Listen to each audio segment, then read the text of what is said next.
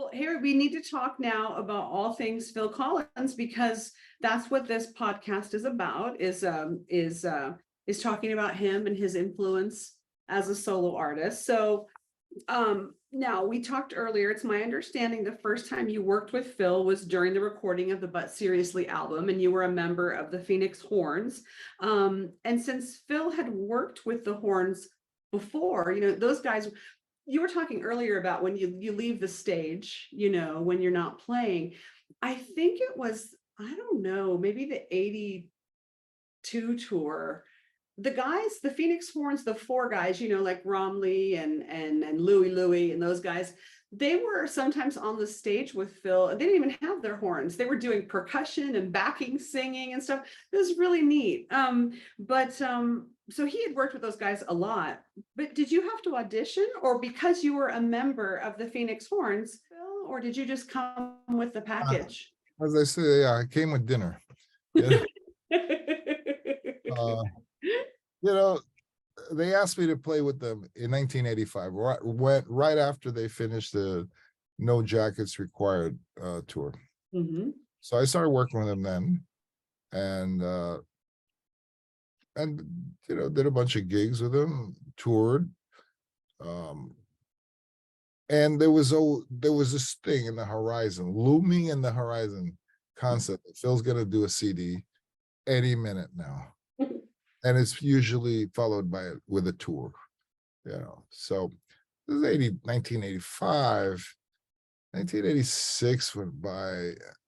I think he did Buster in one of those years, and he toured with Eric Clapton, and it was like, hurry up already, And then he did Invisible Touch, I think, tour with Genesis. Yeah. Yeah. So I was working with Tom Jones in Las Vegas, and then I get a call. Cool. You got to come back to LA because we're going to do a CD. Cool. And so I had to quit the Tom Jones gig. And, I'm a kind of a humble guy, but, they want to know why I'm leaving. And I wasn't even going to give them 2 weeks notice. I said, I got to leave now. I got to find a person to replace me and stuff. And I got to leave. And why?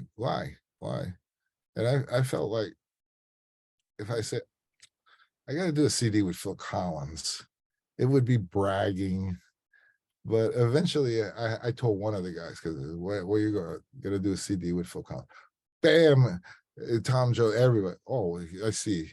You're gonna go do a CD with Phil Collins. So that's how that went.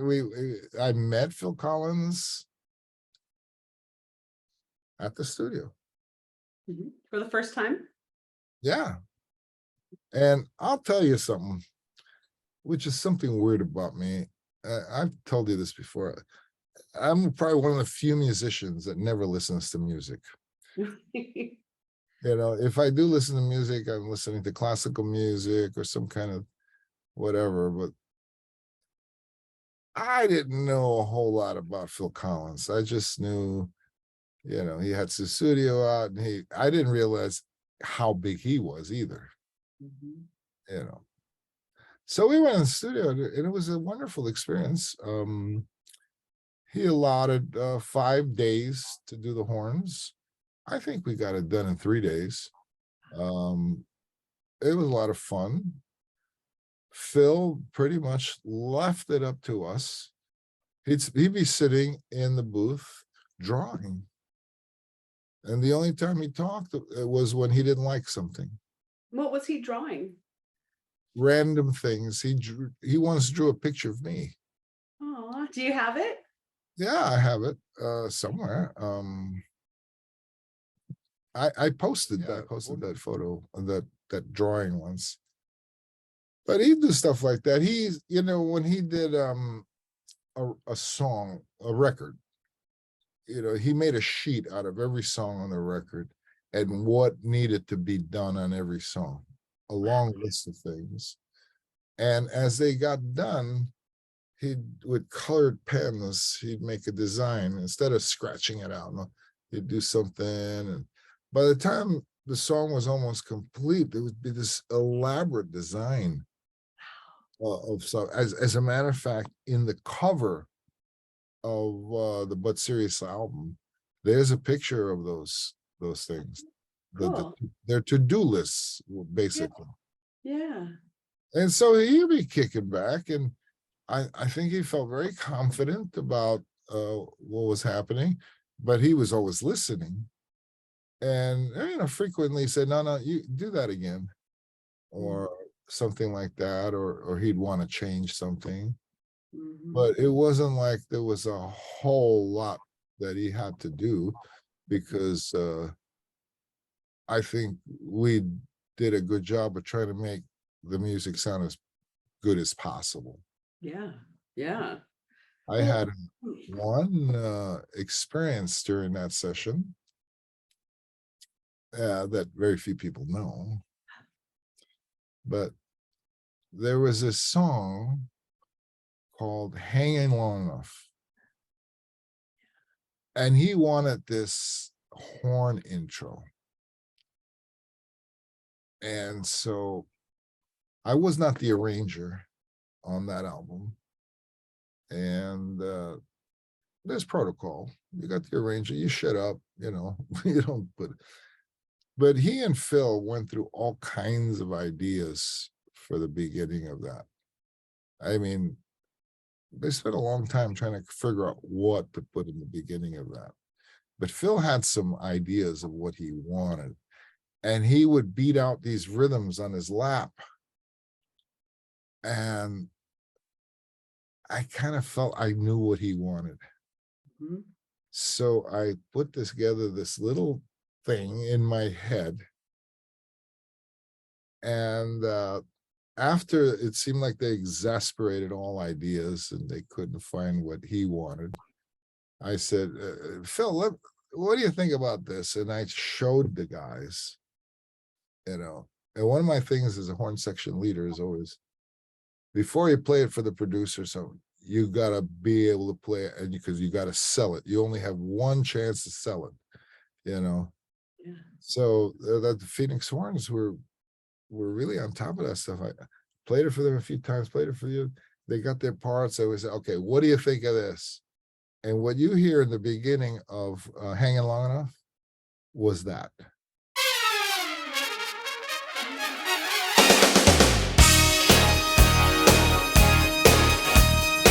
Yeah, it's trumpet, right? This trumpet, sax, trombone, everybody. Yes, It it's has to be awesome. mathematically right too, so that he comes in with the chicka chicka chicka bomb. So it had to be a certain amount of beats in my head, and it had to fit. Chicka chicka chicka. So I'm not bragging. It's just I knew they needed a suggestion. That's awesome. So that was my input for that for that album. And we played a lot more. We recorded a lot more songs for that album, but they didn't make his final decisions. Mhm. There were several songs that we recorded that were not. I think we recorded an Elton John tune, "Burn Down a Mission," Oh, wow. and that never made the album, but it was spectacular. Wow. I Yeah. wonder if that I'll need to look when he did the remaster of all the albums, he included um extra tracks. I wonder if that was one or any of those that you recorded. I'm gonna look. Yeah, because I didn't pay attention. But Well, the five songs you guys did on there were Hanging Long Enough, Something Happened on the Way to Heaven, Find a Way to My Heart, Saturday Night, Sunday Morning, and Colors. Those five are the ones that made it to the record that you guys did. All amazing. I love when I just love Hanging Long Enough live when you guys do it. It was so fun. The horns are just so fun in that song, It's just oh, great. it's one of the favorites.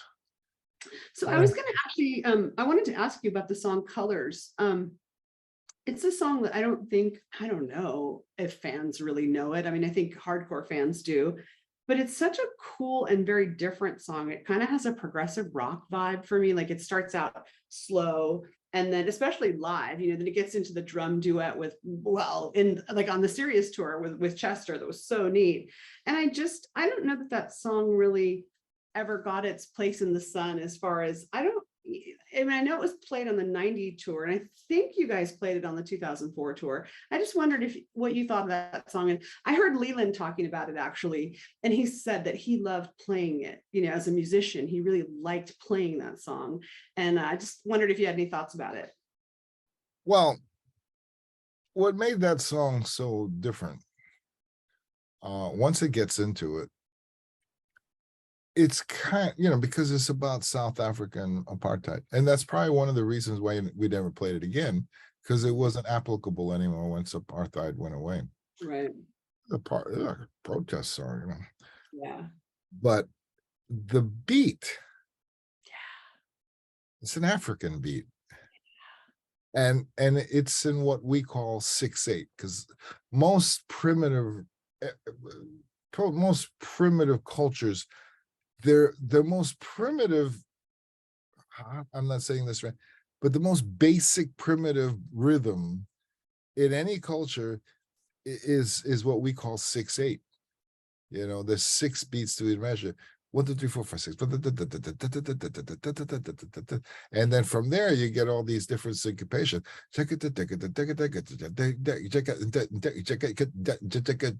Anyway, colors was supposed to be, right?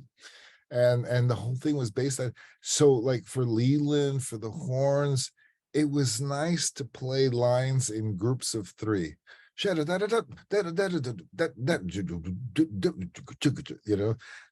what made it different. It was, an Englishman's interpretation of African rhythm. Sure. That is very interesting. And what was interesting about that song, and this stands out, is that in all parts of the world, when that drum beat starts, everybody, the whole crowd is. Know it, yeah. In Spain, they were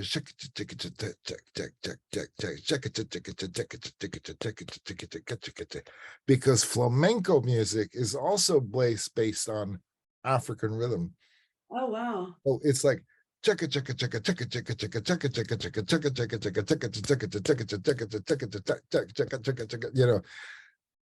and that was the only place where the audience clapped on 3 and not 4. Wow. Yeah, 4 would be 1, 2, 3, 4, 1, 2.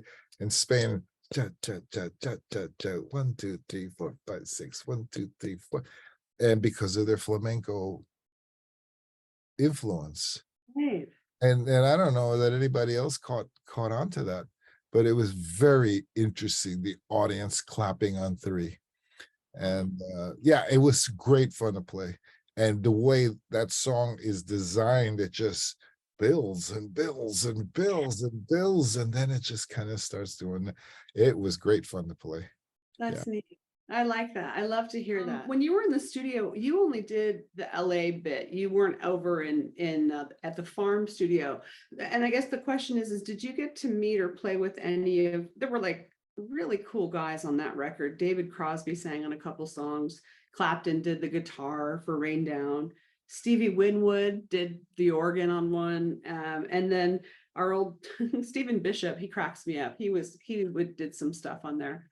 He's such a character and such a personality. Did you get to work with those guys on that record? No, I met those guys after at parties and stuff. Yeah. But no, when it was our turn to do our job, we were the only ones in the studio. Okay. Yeah. And when it was somebody, it was designed that way to keep everybody, to keep it from turning into a party at the studio. I remember Leland walking in during the horn session and sitting there for a little while, but it was not a party. Right. It was serious work. Yeah. Uh, get it? Serious. But Well done, Harry. That was a good uh, one. seriously, no, I didn't get to meet those people, but what happened afterwards? We met them all. I mean, everybody was at one concert or another. After parties were, you're hobnobbing with celebrities everywhere, especially in LA. All Yeah. these famous people would be hanging out, and I don't think you get jaded. Mhm. You don't get starstruck, but you're not like, you know, it's Kevin Costner, big deal. No, I mean, it's fascinating to meet these people, Yeah. but it's not like, oh my God, oh my God, who was fascinating to meet was Prince Charles. Oh, yes. When they said, oh, you guys gonna do the line and meet, the greeting line and meet Prince Charles and Princess Diana. I was like, BFD, Do they say that nowadays? I think so. Yeah. Yeah, I was a big deal. Uh, but when Prince Charles, when it was his turn to talk to me, he chatted with everybody on the line, and he had been, is the word oriented? Yeah, he knew about me. No way. He knew stuff about me, and we talked. I mean, he talked maybe 3-4 minutes, and I thought, I see where the term charming as a prince comes from, Wow. because he obviously is trained for this. But by the end of the conversation, it was like, let's go have a beer. Let's go smoke a doobie together. He just seemed like so cool, and there's another part of the story too, but uh the, after they went through the line, they went into a grand room where all the high rollers were there and everything, and waiting to catch a glimpse of Prince Charles and Diana and photographs and all that, photographers and whatnot. My wife was there, and I remember my wife didn't want to seem presumptuous, like she was going to be invited to that gala. Mhm. So she didn't come in a gown or anything. She came casually nice. Mhm. This is great. You had to be there. You have to know my wife too. But Prince Charles walked in the room and everything, and then he saw her. Because what happened was, when he walked in, everybody went forward towards him, and my wife stayed where she was. I guess that made her stick out. So he went over there, started talking to her, and she was surrounded by security guard, and they started chatting. And my wife at the time she was very young. And another thing I got to tell you about my wife, she was born in Guatemala, and she was very, very poor also, and all this stuff. And now she's talking to royalty, Mm. And my wife is the kind of gal, when she starts laughing or something, she'll hit you on the shoulder or your chest, like, this, she's doing that to Prince Charles. Fantastic. And I think he dug that about her normalness. Right. And they chatted for about 20 minutes up there. And I kept getting reports. I was getting ready for the show downstairs at Royal Albert Hall. And, different people coming. Prince Charles trying to take your wife away. And Prince Charles won't leave her. I mean, he just spent the whole time in that grand room, and it may have been more than 20 minutes. And then he left, and he didn't talk to anybody but my wife. Wow.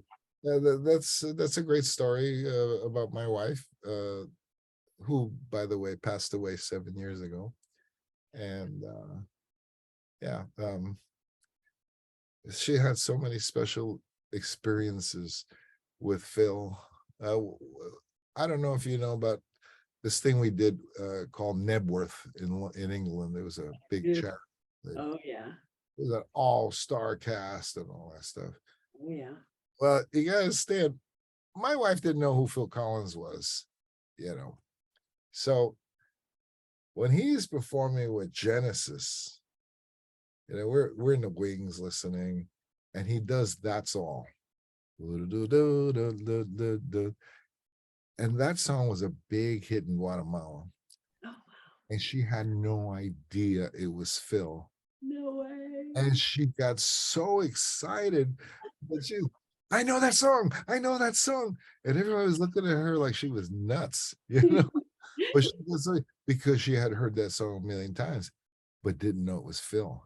And meanwhile, we've been touring with Phil for a long time now, but she didn't know he sang that song. So that Oh, was one of the fun moments of that. So much of those years revolved around, or memories of those years revolve around my wife. yeah. Yeah. Because, like I tell you, when I started with the Phoenix Horns, it was rumored that we were going to do a CD and all that. So we got married in 1986, and we just kind of, was it 86? Yeah, 86. And we kind of held off starting a family. We said, no, we're going to tour one day. And I had full intention of taking my wife on tour. Yeah. At the time I was innocent, naive. I didn't know that was so uncool to bring your wife on a whole tour. I think it's cool. Well, I thought it would be good too, you know, uh, especially so that my wife could, see the world and all that. And I didn't think there'd be anything wrong with it, but it turned out to be great because she went from being Harry's wife, or it went that's Harry's wife, to her name is Anate, to Anate's husband. She became so popular on that tour. She was there every day, so she made herself useful. She started working, helping out with wardrobe, ironing and pressing clothes, fill suits. And he used to wear these Versace suits, and steaming them and everything. And the wardrobe is a multi-layered job. They got to make sure there's water on stage and on the sides of the stage, and they do a lot of stuff. So my wife was there helping, because she felt useless just sitting there and being a prima donna. Right. Right. It was really good. It was good for her, and she was totally embraced on that tour. Oh, She flew with us everywhere and everything. It was really nice. So a couple of guys in the band said, "Oh, it's really nice to have your wife on the tour." And I said, "You could do it too. Why don't you do that?" No, but yeah, it was great. And the part of that is, like I tell you, my wife was very poor. And when we were dating, she said that her biggest dream was to travel around the world. And that one day she hoped to maybe be a stewardess or something. And she didn't have to be a Right. stewardess. All she had to do was marry me. Right. She, And we she, went around the world 2, 3, 4 times. that's Yeah. amazing. Now you got some news while you were on the 90 tour that was wonderful and delightful. You shared with me the best news in the whole world. Do you want to tell a little bit of that story, and then kind of how it happened at Universal Amphitheater later, that the news? Well, we were touring the US, and my wife had to go home because her sister was going to get married. And this is a little personal, but I guess my wife wouldn't mind me sharing this. We were trying to get pregnant that whole time, and it wasn't quite working. And one of the breaks, we went to see the doctor, and it was about that time where she was going to have to start taking a temperature every morning to find out when she was ovulating, all this kind of stuff. But then she had to go to her sister's wedding, and when she did that, she said she wasn't feeling very good, so she went to the doctor and found out she was pregnant. What a surprise, because we were trying to get pregnant for months, and it wasn't happening. And so she called me one morning, and she, I'm pregnant. Wow. So I was stunned. I was walking around like a zombie. It was, wow. You know, all my friends called my son, we didn't know it was a son, but it was a love child.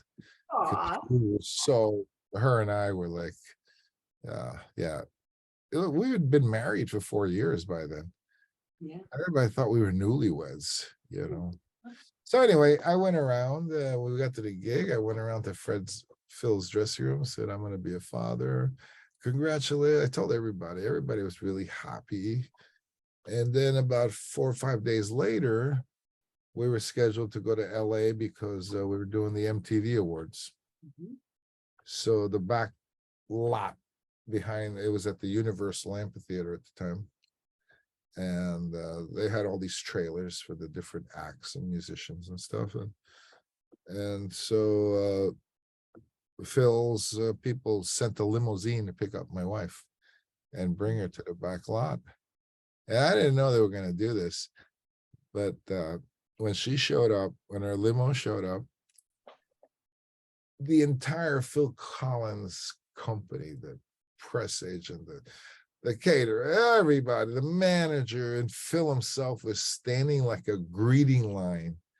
And when she came out of the limo, they gave her a round of applause. That today, I remember that. It was so special, because that's how special my wife was. Everybody fell in love with her. She was that girl. And then they all gave her hugs and all this stuff. And that was one of the great moments of touring.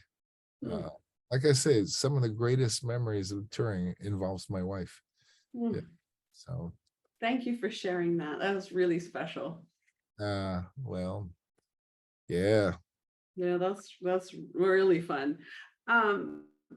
Now you had your wife on tour with you, but some of the other guys that I have interviewed for this series, right? We talk about how the 1990 tour was the last tour that anyone really had kind of an opportunity to have fun, especially now in the most recent years. You can't even have backstage guests because of COVID and all of that.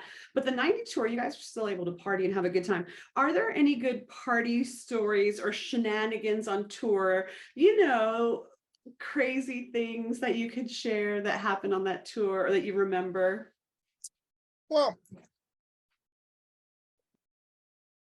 Phil Collins tours, when I started,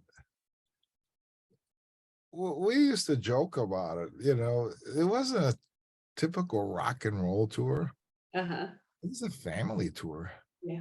Yeah. Phil had his family a lot of times. Yeah. I know my wife was with me the whole time. People's wives would come in and out, and it was a family tour. But I think by then we were like too old to party or something, and nobody in the band was really, into that rock and roll lifestyle. Right, right, right. Serious musicians. Yeah. And, I mean, they were after parties.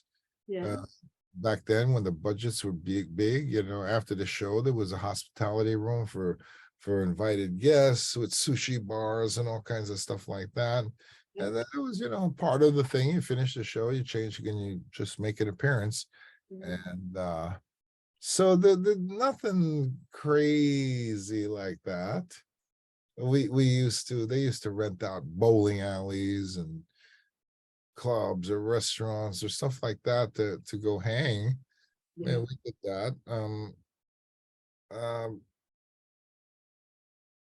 again, in 90, when I was growing up, I grew up in New York City. So the Midtown Manhattan area was so fascinating to me because it had all these fancy hotels, limos pulling up, and guys coming out in tuxedos and women with beautiful gowns and hair and all. It just seems so glamorous Mm. as a teenager growing up, because I was gazillion miles from that in poverty. And it was just like right down the street. That's where. I think I posted once a picture of Madison Square Garden. I said, I love playing here every time because it's only a few miles from the ghetto that I grew up in. And it's what an amazing journey to get from the ghetto to Madison Square Garden, you know? Right? Yeah. Yeah. So, man, there were all these parties. Promoters were taking us, inviting us to these real fancy schmancy hotels and restaurants uh, in Midtown Manhattan, those places that I used to see. Yeah. Now, my wife and I are going Yeah. limos or the vans, or the only difference is we were in t-shirt and jeans, gowns and all that stuff, you know, but Yeah. treated right just the same because we were with Phil Collins, you know, Right. Yeah. and yeah, that's just pretty great stuff. I think one of the things I remember about the tours uh were the police escorts. Oh, wow. You know, police escorts to the venue, or right after, we'd have a police escort so we could beat the traffic. Yeah. And they were all wonderful in America, very exciting. If you were a newcomer and sat through what we call a runner, it says we've run off the stage and right into our cars, and then we'd go to our hotel to change, or straight to the plane because we just want to wake up in the next town. That Yeah. so we get it, and then as soon as everybody's loaded and everything, the cars would take out. There were motorcycles and all that. Uh, that part is like in a movie, you know. Yeah. They're very well coordinated. The motorcycles here stopping traffic and all that, and it was a lot of fun. But in South America, it was like you better buckle up because it looked awfully dangerous. It's like this is where we're gonna die. You know, people were driving crazy to begin with, and then the cops that were giving us the escorts, well, they were daring too. They were nuts. They were kicking cars and get over there. You know, you're not supposed to follow this or get into the caravan. And then people would, and then they'd take their nightstick and start banging on the cars and get out of the way. It was dangerous. I remember one in Milan that was, yeah, put your seatbelt on. This is gonna be crazy. Oh my God. Yeah, but it was exciting. I never recorded any one of those. I always wanted to record one of the police escorts. Yeah, that would have been cool. Yeah, it would have been great. But the only opportunities I had was during the Not Dead Yet tour because I had a camera phone. Yeah. But everything was very civilized by then. It wasn't nuts. It's it's different. It's different. I had a police escort one time, not me personally, but I was part of the field team for the halftime show for one of the Super Bowls, and we had to be taken in on school buses, and we had police escort to get us in because they needed us to get in a certain amount of time, you know. And so I was like, okay, I'm like the rock star with my police escort, and we're on these awful school buses, you know, but it was really fun. So I know what I mean, you know, it was fun. I played at a stadium, I think it was the Rose Bowl, with a super famous Mexican superstar by name of Juan Gabriel. Juan Gabriel, yes. You know about him? Hmm. That guy is so prolific. He's written hundreds, or he wrote before he died, hundreds of songs. He was the kind of guy that would say, Tracy Baker, you need to come back. The last hit record you had was 40 years ago. I'm going to write you an album and And write a whole album and then hit after hit and revive people's careers. And these are people that I guess he respected a lot and so we did this concert at the Rose Bowl, and he decided to do a concert in the round. It's right in the middle of the stadium was the stage in the round. yeah. And he wouldn't have been able to get on stage without being mobbed. Wow. And so they were planning this anyway, but we were going to get a police escort. The musicians were going to get a police escort to the stage. And Juan Gabriel dressed as one of the policemen. No way. Yeah, fooled everybody. That's People awesome. would look at his passing and then say, "Oh, this must be musicians. I don't recognize any of them." But Juan Gabriel was one of the police. And yeah, that's good stuff when you That's fool. a great story. Now, I have one last question before I move on to the Both Sides tour. And that is, I promised my friend Kathy Steffen, who is an occasional co-host of mine on these, if I would ask you about an event. She's a longtime Phil Collins fan. She's from Cleveland, and there was an after party at a place called Whirly Ball. And she says that she and her girlfriend got in because it was Romley's birthday and he took a liking to them. And so he invited them along, and they were following the limousine, which they followed that limo and the puff of pot smoke, he said. And anyway, she wanted to know if you remembered, because she has never been able to find anybody else that had gone there. She says, you have to ask Harry. I said, I'll ask Harry. And she said that all of the crewmen, they were all in bumper cars, and Phil was there, and they'd gotten him into a corner with the bumper cars and he couldn't get out. And I think he got mad and got out of the car. Something funny.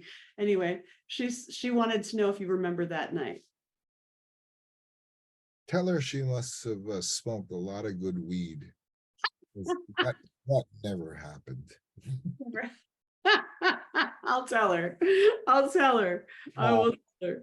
It very well could have happened. I don't remember, but we did some wacky things like that. I kind of maybe remember something about bumper cars, but no, when these things were organized, and usually, the stage manager, one of those guys, organize these things, Yeah. and the whole crew is invited, everybody, the band, and of course Phil would show up to these things back then. Yeah. It was very well organized. Phil was on top of the world. And yeah, we had all kinds of things like that. But I don't recall any specific one of them. Right. A long time ago, too. Yeah, it was a long time ago. Yeah. So Yeah. I'm Well, we'll sorry. find somebody. Yeah, we'll tell Kathy. We'll find somebody. She says somebody has to have pictures from that night. So I'll keep trying. I told her I'll keep asking. Tell Kathy to be careful what she wishes for. Right. Pictures might surface things we don't really need to see, right? That was 30 years ago. Let's see pictures of yourself at a party 30 years ago. Never mind. I was going to say something I shouldn't say funny. Okay. So the next job you had with Phil was the Both Sides tour, which is 94.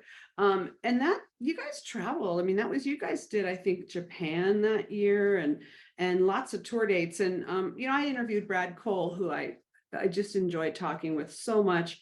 And he was telling me that was a tough tour for him, that he kind of felt really disconnected, and it was just a very different time. And it was before social media and the cell phones and all that. And I know that you had your wife with you, but can you relate at all to that feeling that maybe he talked about? And did you ever have that feeling out on tour, kind of being so far away from normal and everyday stuff and all of that? Well, you got to remember back then, before cell phones, it was easy to get a phone bill, for $1,900, a month, $2,000, because you're calling home. It was before phone cards and things like that, I think. Or if there were, I didn't know about it. And because my wife would be, by 94, she would go on tour with me, and it was on and off. It depends, because in 1990 and 94, Phil was on top of the world. We used to spend 5 weeks in one country. And then, because we play multiple times in each city, and that's what made it easy to bring my wife, because we were going to be in one city sitting there, for whatever long, 5-6 days, and then depending on where we were, logistics, we could take a train to the next town and do it all over again. And we did that everywhere. We did it in Australia. We did it in Japan, where we were in the country for at least 4 or 5 weeks. So that made it easy to travel with family. By then, by 94 tour, 94, 95, yeah, my son celebrated his 3rd birthday, his 4th birthday, and his 5th birthday during that tour. My family stopped traveling with me when my son was in school, because couldn't pull him to school anymore for long periods of time. Right. So, but the being disconnected, I can't relate to that because my family was with me a lot. Yeah. So I didn't experience that kind of road loneliness. I'll tell you something that's a phenomenon though. And I've heard other people experience this too. It happened to me when I started touring back in the 80s with the French singer France Gall and Michel Berger. When the tour is over, you go what I call a post-tour depression. Yeah. Because every day for months, you don't have to think. You have something to do every day. Just make sure you're in the lobby when they say it's time. And then you get herded around. You get herded, they take you to the right train. They have the boarding passes for you, or they check in your bags for you. Everything, it was so easy. And then you come home and that's all over. Wondering what you're going to do with your day, because every day was planned. And you go through this little depression. So I went through it in 86, 87 with other tours. And I went through that in 1990. I went through that for several tours until I got used to it. It's a real thing, post-tour depression. Yeah. It takes a while of years of touring that you get over that. You don't have any problem coming home and picking up where life left off. Yeah. But the touring thing could be hard. Remember, yeah, you're having fun with somebody like Phil or Johnny Holiday. So their priority is to make your life as easy and happy as possible. Because they can. Well, and which they do. They provide the private plane, the meals and everything is, they try not to make you have to get up at 5 in the morning and take a plane. This last tour, I don't think we ever left the hotel before 1 o'clock in the afternoon. Get on a plane, go and check in and go straight to a sound check or something like that, which Phil actually ended up not doing any during the Not Dead Yet tour. So we check into a hotel and they say, okay, meet in the lobby at 5 o'clock or 6 o'clock, and you go straight to have dinner. Yeah. Which reminds me, well, I'm talking too far ahead, but bring this up later. The 2004, 2005 tour I called the No Shame tour. Oh God. Okay. We're almost getting there. Yeah. So we're almost there. So I will bring it back up. I want to ask you about this funny phenomena that cracks me up. Well, I guess doesn't crack. Phil likes to slip notes under your hotel room door, although it's not him actually doing it, but it's notes on how you can improve, or gee, did you have to play that way? Were you ever the recipient of those notes? And if so, did you keep them? I'll tell you something. When I was with the Phoenix Horns, because it was not only notes, you get the rehearsal. We used to rehearse a lot, 6 weeks of rehearsals before we actually head out on tour. And every morning, Phil would come to every individual and say, on this song, this and this and this and this, and you should do it this way, or maybe think about a different thing and all that. And and it was always like, oh, Chester, something like that. Daryl, and it became a joke So it was oh, Phil, or Philip, but a couple of times, like with Don Meyer, the sax player with great sax player with the Phoenix Horns, he'd come to Don and say, oh, Don, and he'd say this and this and this and this, and then Don would say, good morning, Phil. He wouldn't say good morning. He'd just walk up to you and, oh, Tracy, and go into this list of things he heard. Yeah. In 1990, Phil is OCD. Mhm. I mean, we'd rehearse all day, and then he'd spend the whole night listening to the rehearsal tapes Yeah. to come back and comment on stuff. He had comments to everybody, even the lighting people, and as the years went by, kind of eased off little by little, Mhm. but he never went directly to me. In 94, however, the only thing that I kept, and I know everybody kept stuff. Amy Keys, for instance, Uh-huh. kept every single fax that he'd send her. As a matter of fact, I got something funny about Amy. Phil was looking for background singers, and he asked me if I knew anybody. So I said, I know this girl, Amy Keys. And then Tony Smith, his manager, contacted her and whatnot, and she sent all her material, and he decided he wanted to use Amy. So I get a call from Phil like at 6 o'clock in the morning, and he had this really concerned voice expression, and he said, Harry, I just that's how you Harry, I just called Amy and I hung up. I didn't leave a message. I said, why? She says, are you sure she's the right person for this job? Because on her voice, outgoing message, she sounds so operatic. Oh. So I said, no, she's the right one, because Amy is a very good businesswoman. And on her outgoing message, she's like, hello, you've reached the offices of Amy Keys and blah, blah, blah. And please leave him.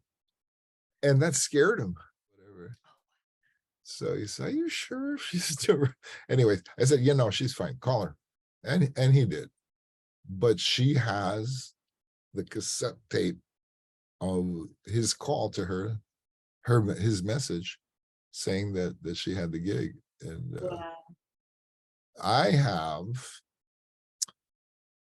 it's probably the only thing I saved. In 2004, after the very first rehearsal, he had a nice card thanking me for bringing the Vine Street Horns. I still have that. Aw. Yeah, handwritten. It wasn't typed or anything, and so that one I'm keeping for posterity. Yeah. You know what's neat, Harry, is a friend of mine he's really a big collector of film memorabilia, and he gifted me something that he had obtained, and it was a Christmas card that Phil had given I don't know, some family. I don't know how the guy got it, but it was interesting to me because I think, I don't know, at least in American culture, women are the ones who write the Christmas cards, usually for the family, And in this case, it was all Phil, and his wife at the time had just signed her name. And so I thought it was just really interesting that, someone who I perceive to be extremely busy and doing all of these things is taking his time to write this Christmas card to this family, and I'm sure he wrote them to many families and people. He has such beautiful penmanship. I mean, I'm not trying to be. I'm not one of those people that bashes men, but men don't typically have great penmanship. But This goes along the line of of him being OCD and Mhm. hands-on. I mean, what the 1990, the 2004, he was hands-on with every aspect of the tour. Come Christmas, we he'd send out cards that he drew himself, Oh, wow. personally drew every character in his family, and then he had them sign. And but yeah, he took the time to do all that. You know, all the album credits, Right, that's all. he wrote all that stuff. Yeah, And then the tour programs, yeah, he wrote all that stuff. amazing. Funny one was in 2004, where he asked us all to write a short bio and give it to him, and he based everything he said about people on their bio, but hilarious. That's funny. Have you ever read that stuff? I have, it's great. I think it was at 2004 too. I think you're right. Yeah. And I once told him a story that when I was 15 years old, that summer, because I was playing classical music and stuff, I was offered a job, I mean, a scholarship to a summer music camp, you know, to spend 2 weeks out in the forests in Marlboro, wherever that is. It was called a Marlboro Music Festival thing. And you get to study with I would have been able to study with trumpet players from the New England Conservatory or the Boston Symphony, whatever it was. It was huge to go to that. But that same summer, I got I got offered a job in the Catskill Mountains. Catskill Mountains, New York, is a resort area, uh, mainly for Jewish Americans. That whole area got started because after the war, the last place Jewish people wanted to go on vacation was Europe. Right. So they created this world upstate New York in the Catskill Mountains where they had hotels, fancy, from very fancy hotels where they had people like Frank Sinatra and Dean Martin, Jerry Lewis, and these top, you know, acts, all the way down the scale of down levels of luxury. As a matter of fact, I played the music for a film that takes place in the Catskill Mountains around the time I was playing. And this movie was going to be it was a low budget B movie. And it turned into a huge film. It's a movie called Dirty Dancing. I was gonna guess that. Yeah, but that was a hotel in the Catskill Mountains. Yep.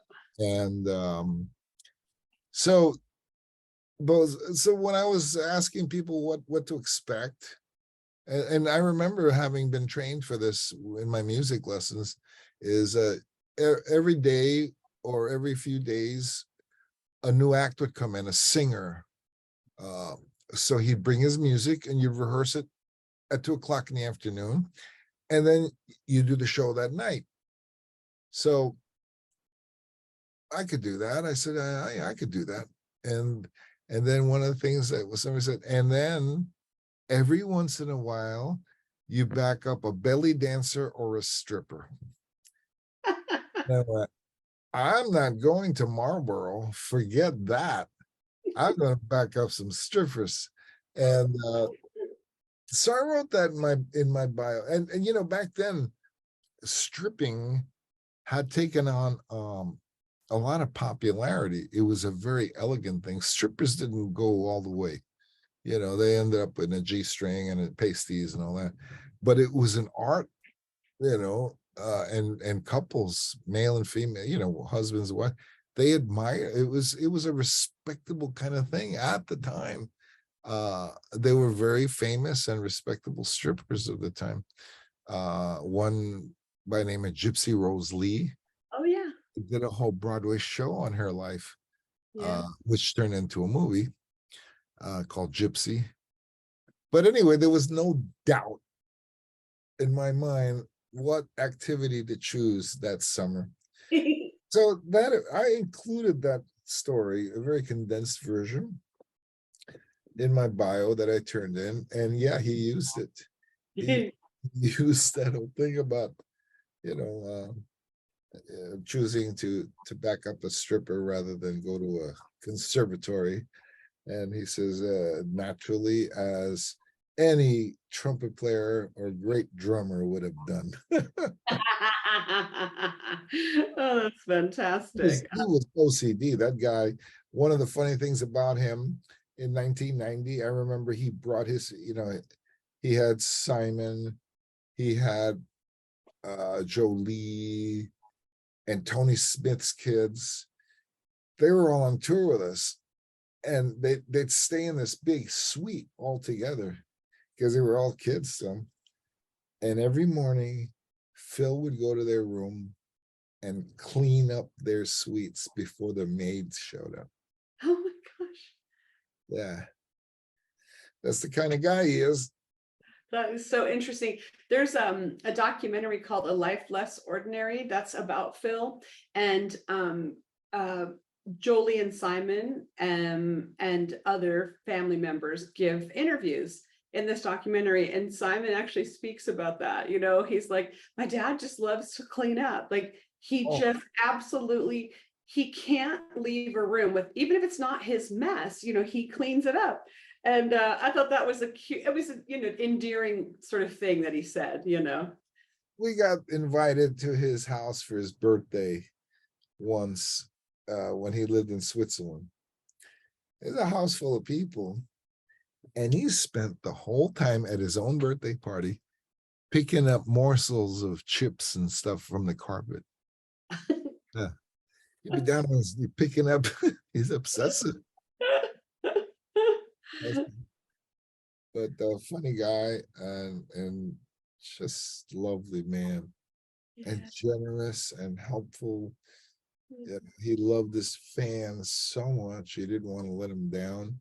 As a matter of fact, one of the things, he rehearsed a lot, so the show was so tight because he wanted to give the audience the best show he could possibly do.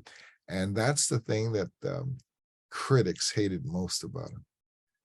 They said it was over rehearsed and critics were his worst enemy. They put him down for years. It wasn't until this last tour, and I think it's because of those old critics all died or something. They had a whole brand new group of critics that actually came to the shows and wrote amazing reviews on the show. Before, I remember reading reviews, it didn't sound like the guy was even there, and in many cases, these big time critics would send somebody in their place, or they come and they watch 3 or 4 songs and they leave and make the rest of it up. Well, and I think in many cases too, they would come with a preconceived notion, and they weren't going to be deterred. They already knew what they were going to write, because in my opinion, in many cases, because it's very popular for people to go to a Frank Zappa show, and I'm not saying Frank Zappa is not a genius, or to go to a Ramones show, right? Or a Warren Zevon show, which all of these people are great artists, right? But they didn't necessarily achieve the commercial success. So they were cool. Phil Collins achieved such great commercial success. Doesn't mean he's any less great, but he's not cool, in that world. And I think, critics think they always have to find something to criticize. right. Critics are snobs, elitists. They're looking for music that's innovative, that's groundbreaking. And I think that a lot of the critics, Phil didn't have any credibility because he happened to write hits. And they used to label it all the time. They called him a formula writer. They called him, a hack and lazy. And it's not easy to write a hit, and the string of hits that he wrote had no validity to these critics. Right. They wanted to hear, something like groundbreaking, which in a lot of cases suck, I think. You Well, yeah, know, it's not for everybody. It's not commercial. Frank Zappa's music, and I'm only choosing him because Brad Cole and I talked a lot about Frank Zappa, and my dad's a big Frank Zappa guy, and I do think he's an incredible genius, but it is not commercially viable music, and they're not going to play it on the local station in the middle of Nebraska. They're just not going to, but they are going to play Another Day in Paradise.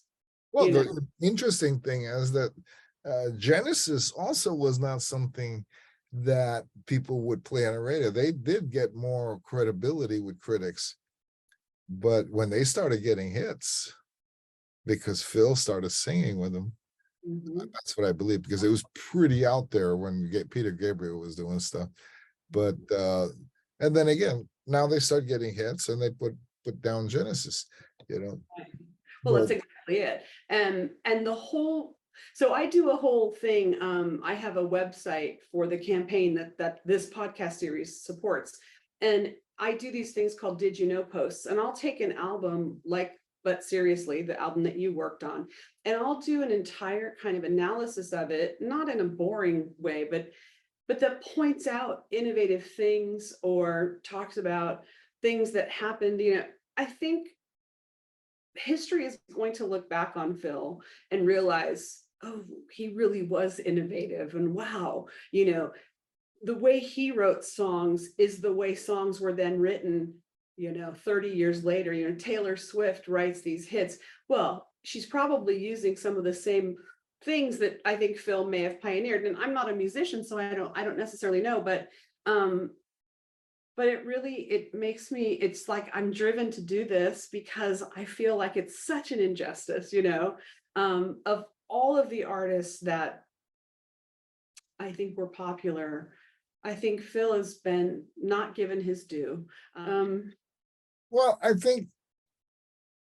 I just think the fact that Phil wrote so many hits, and the reason why his songs were hits, like I do remember some of the songs from the Sirius tour, the Do You Remember, things like those are very touching songs. Mhm.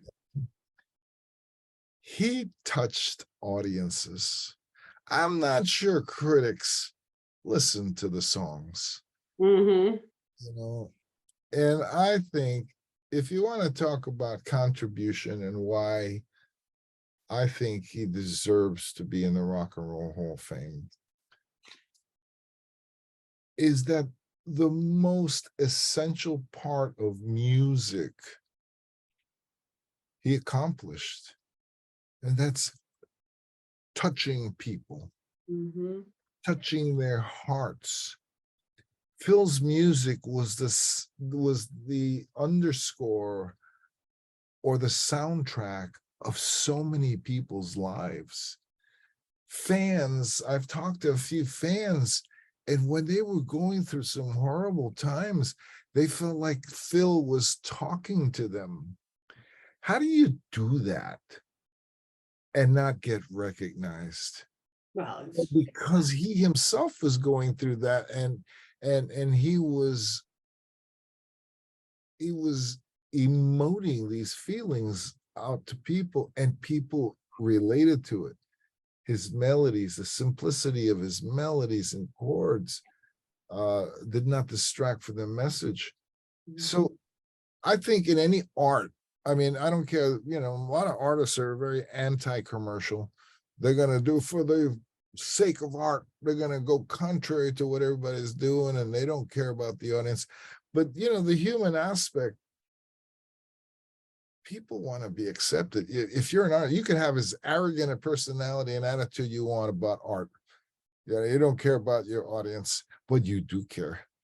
of course. Ultimately, you do care. You won't, because I know some of these, local jazz guys that, my age, they're bitter as hell because they can't fill a club or anything like that. And then somebody says, "Boy, I love your playing." They go, all of a sudden they light up. You do, So, and like, why do you write this crap if nobody's going to come listen to it?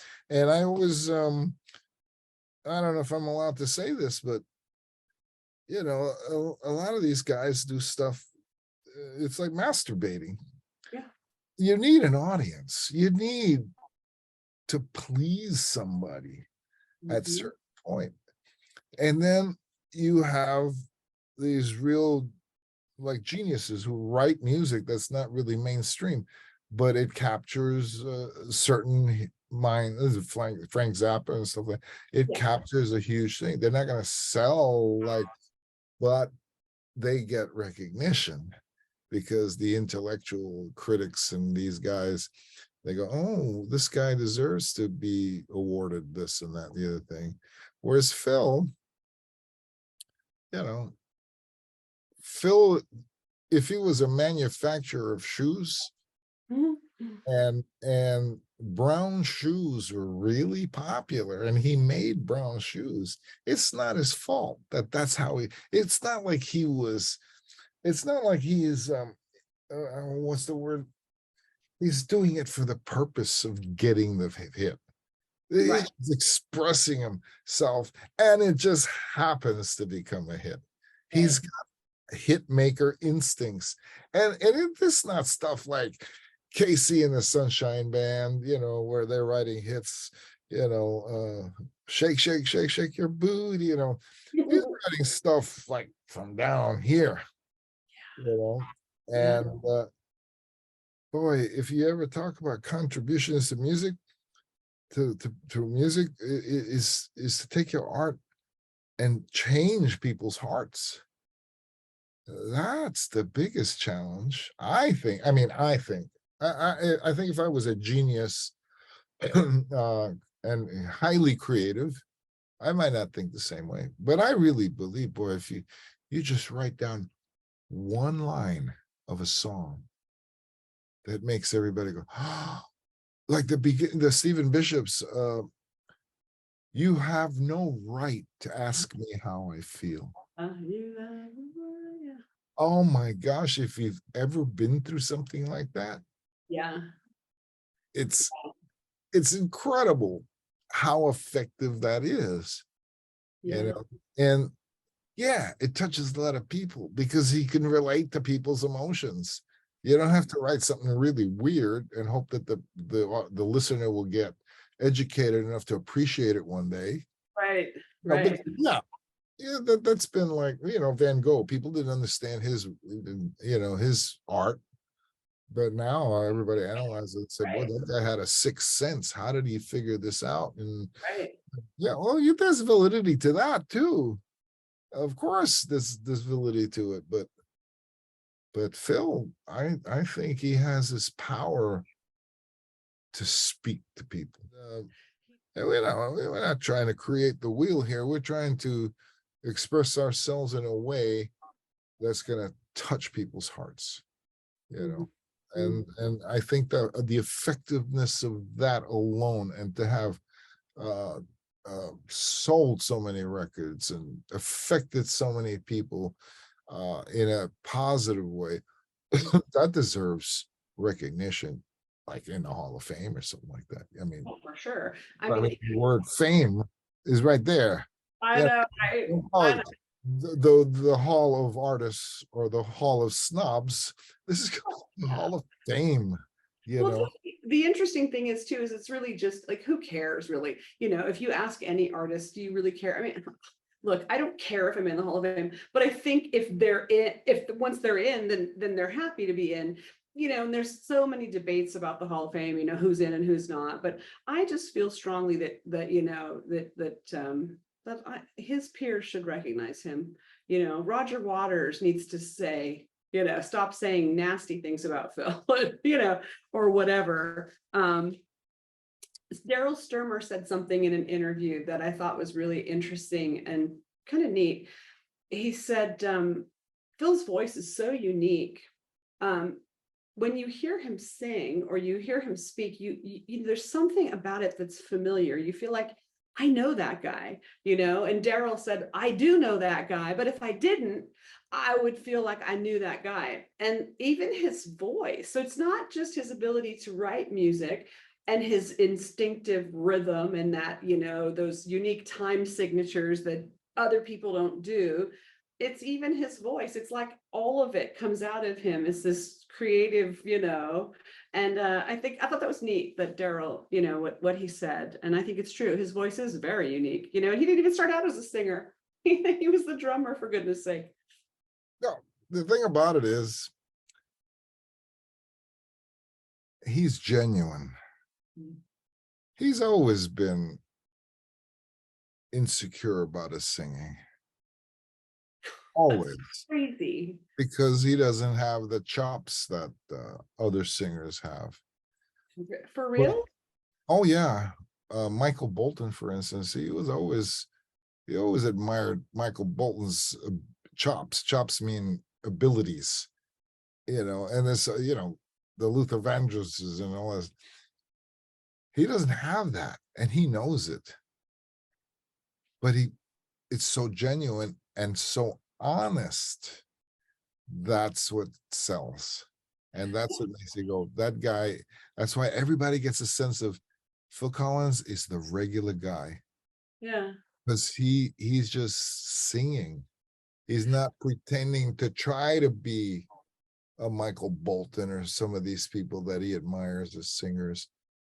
That's He so interesting, because I just feel like he's such an amazing singer. Like you go listen to Phil sing at a concert, it sounds the same as the record.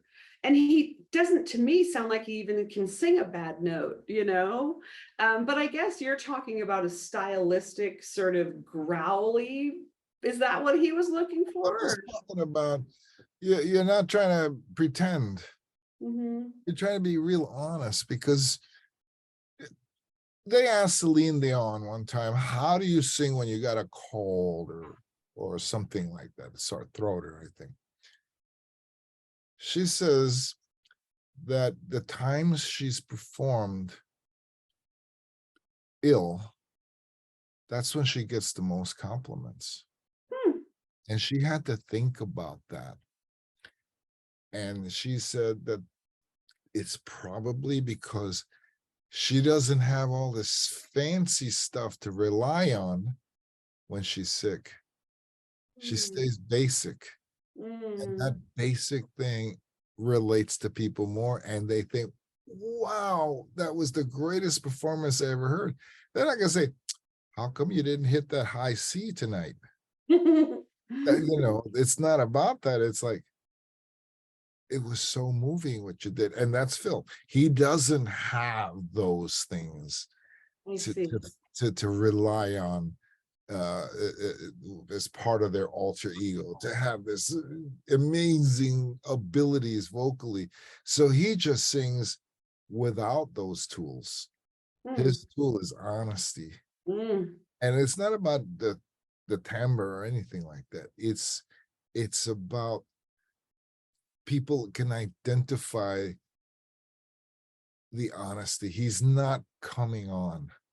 This is me. And he always felt insecure about his singing. He always said he'd much rather play drums. Yeah. He always felt it was great pressure for him to be in front of a band. Right.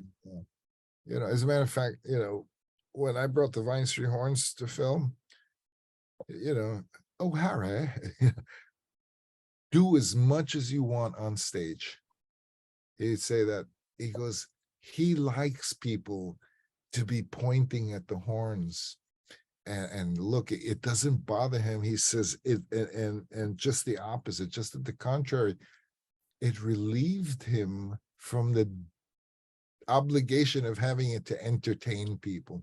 Mm-hmm. He said it was great to have other people on stage entertaining people. It took the responsibility away from him. And maybe that's one of the reasons he was so meticulous and OCD and hands-on. He wanted to make sure everything was right to maybe make up for what he feels is weak. But yeah, I mean, that's the sense I get. He's a guy that doesn't have any vocal gymnastics to rely on. He just sings.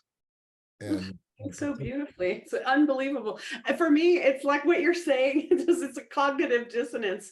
I understand what you're saying now, but it doesn't, I'm like, I've listened to him my whole life and I think he's genius level, so it's funny.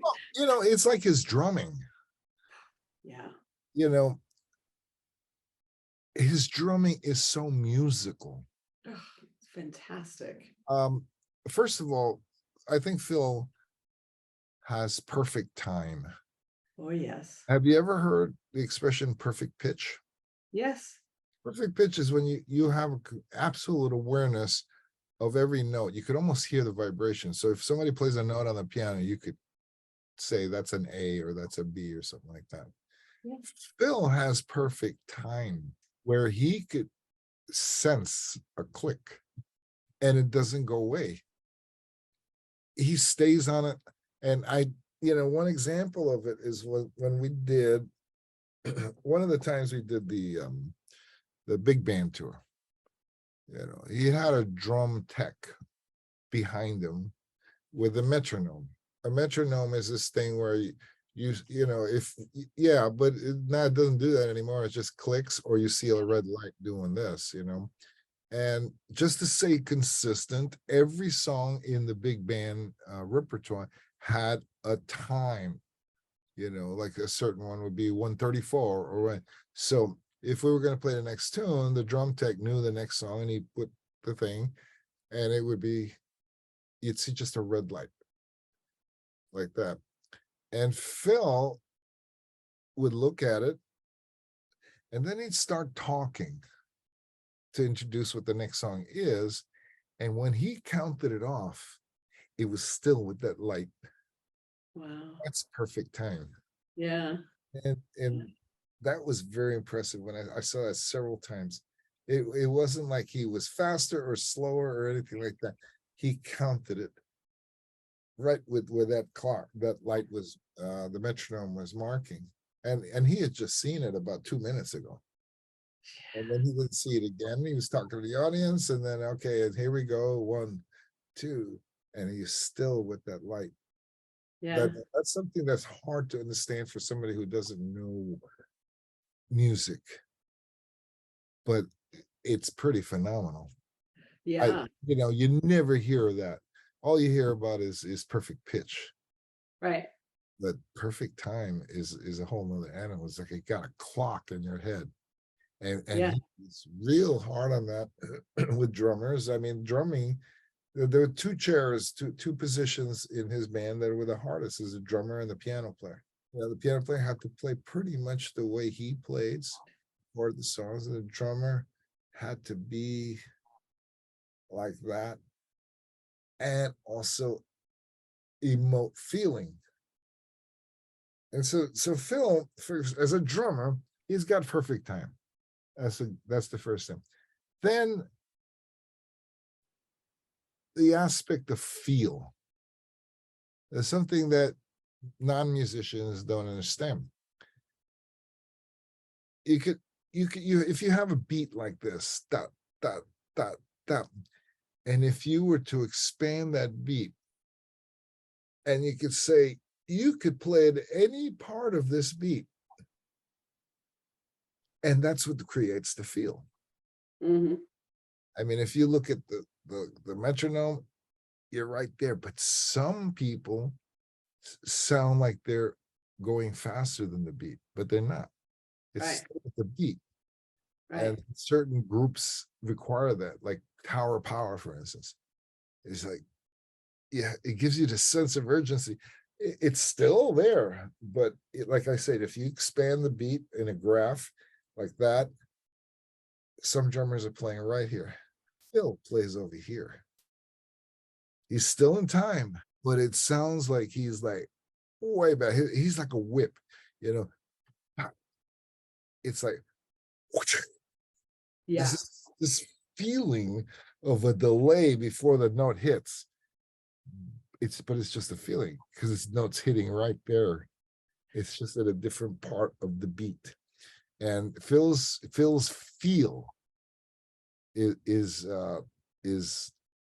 like no one else. He's created a whole new style of drumming like that to give it this whiplash feeling where he hits the note, it sounds like it came in late, but it didn't. It's not possible for him to because he has perfect time. Exactly. Yeah. Then the third big thing is his drums sound different from other people's Yes, drums. you do. So much so that in the 80s, when the synthesizers and drum machines are coming out, everybody had a Phil Collins snare drum sound. Mm-hmm. And some of them called it a stadium sound, I believe. And some of it, because he and I guess it was his producer engineer Hugh Padgham back in Imagine, the yeah. day Yeah. that developed the sound for his drums. Yep. And that sound became very identifiable for Phil Collins. Yep. That's the Phil Collins sound. That's the Phil Collins feel. So in those ways, it's very innovative. Mm-hmm. And then the big one, which I mentioned earlier, he plays so musically. Drummers, like vocalists, and they're both related, vocalists filled with pyrotechnics. But Phil is musical. He doesn't go there. Phil's drumming is the same way. It's not hyper technical. It Right. just feels good. Yeah, he could play fast and all that stuff, but he's not playing things that are like designed to impress. Right. Yeah. It's designed to express. So I actually Phil was being interviewed about something, and he was saying that someone like Carl Palmer is the example he used, is extremely technically proficient, but he doesn't have the feel. And he was actually, I think, initially talking about Ringo. And he was saying that Ringo's really underrated because Ringo has that feel, right? That musicality, the feel. He isn't this technical guy, but he's a fantastic drummer in Phil's opinion, and I think so too. But he's really underrated, and so he wasn't necessarily saying anything bad about Carl Palmer or like a Neil Peart, for example. But I get it. I understood what he was saying. The difference in, okay, I'm technically proficient, but it's machine-like in that way. Whereas, yeah, Phil's different. You know, when when when Phil was with Brand X and stuff, it was supposed to be a fusion band. Right. Fusion is just a fusing of styles. Right. Um, if you listen to Phil's playing there, it's about sound and feel. It wasn't filled with pyrotechnics. A lot of the later fusion music was all about pyrotechnics.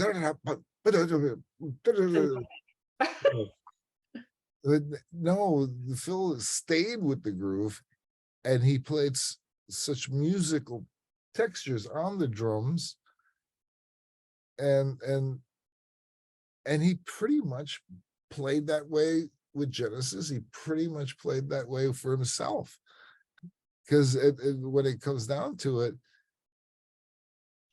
his musical instinct is going through with whatever style he plays. Yeah. The big band, that was a huge undertaking for him, but his musicality carried him. He knows what it's supposed to sound like, but he made it his own, not on purpose, because this is how he plays. I mean, look at the drummers. He really big band drummers that he admired was Sonny Payne, Buddy Rich, and all these guys. For me, Sonny Payne had so many more subtleties than Buddy Rich. Buddy Rich was a genius, incredibly gifted. But when I talk about pyrotechnics, that's Buddy Rich. But Sonny Payne had this musicality involved that was amazing, and it was all natural. Because if you ever watch him play, he's just all smiles. He's having so much fun. But I would say also that people's personalities come through in their music. So Phil is incredibly sensitive, incredibly intuitive as to the sound and the feel of what the music is. And he's not there to show off because he doesn't have that personality of, here I am and a razzle dazzle. He's the least razzle dazzle superstar, and he plays his instrument the same way. It's I'm not gonna try to dazzle you. I'm gonna try to move you. I'm gonna move you with my sensitivity rather than my technique. And Yeah. his nothing is like that. I mean, yeah, he's got chops and all that stuff. But if you listen carefully to the stuff he did with Brand X and Genesis, he's Yeah. painting colors. He's painting colors. I mean, somebody might argue with me, and he did that because he lacked certain pyrotechnic abilities. Well, So he wasn't technically trained, right? I mean, he relied on his musical instincts. He didn't mhm, rely on his razzle dazzle. mhm. He never felt like he had razzle dazzle. He's about groove. Although I do have to ask you about that part in my favorite part. I watch Genesis documentaries and Phil Collins documentaries like they're going out of style. And I told you my favorite part is that time that you guys are in that big casino rehearsing the big band. And there's all the musicians, all the guys, all the horn players are in their chairs, the local ones. And Phil's on the drum kit and you say, Phil, I think our local men, might need a break. And he says, a break? You really think so? How long? And you say, well, I didn't want to call it, but maybe 10 minutes. Okay, he calls 10 minutes. And then he starts playing the snare drum, and you can tell he's irritated. He gets up off the drum stool and looks at the camera and says, a fucking break. And I know that he's kidding a little bit, but I think he's really serious. And I've always wanted to ask, do There you was no remember seriousness in that. That was shtick. That was British brand shtick. The pure thing shit? about it is, the thing about it is that Phil is old school. He's like a rock and roll garage band. He could rehearse for 8 hours straight. There's no need to take a break. But I know the musicians need breaks, and we had gone a long time. But then my campiness was protocol. Say gently suggesting they might need a break. And then he goes, okay, and then he says something like, go ahead and give him. I said, oh no, I can't call that. Protocol says you have to call it. And then he says, okay, take a break. And then I announce it. It's like, I mean, it's shtick, you know. And then he says, fucking break. Yeah. Because it's true. I mean, drummers and stuff don't have to worry about this stuff. This stuff hurts after a while. Right, Take a breather and get away from the music. right. My favorite part of that, and I use this in different aspects, but he was doing something wrong. So I knew the cameras were on me all the time. So I was very tactful saying, you may have done this wrong or whatever. Yeah. And he goes, oh yeah, I was doing it wrong. Yes. He says, you should tell me these things, Harry. You should tell me. And I said, I feel funny because you're a millionaire. And he corrects me by saying, Multi. multi-millionaire. He's too funny. I love that part too. Yeah. And, yeah. And of course, the hug at the end. I always cry at the end of that. I always cry all the time for everything, though. Oh, yeah.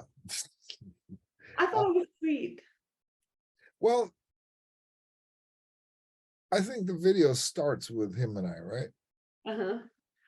And it ends with you guys. Camera followed me to his dressing, and that was a big performance. It might have been our first performance. I don't remember.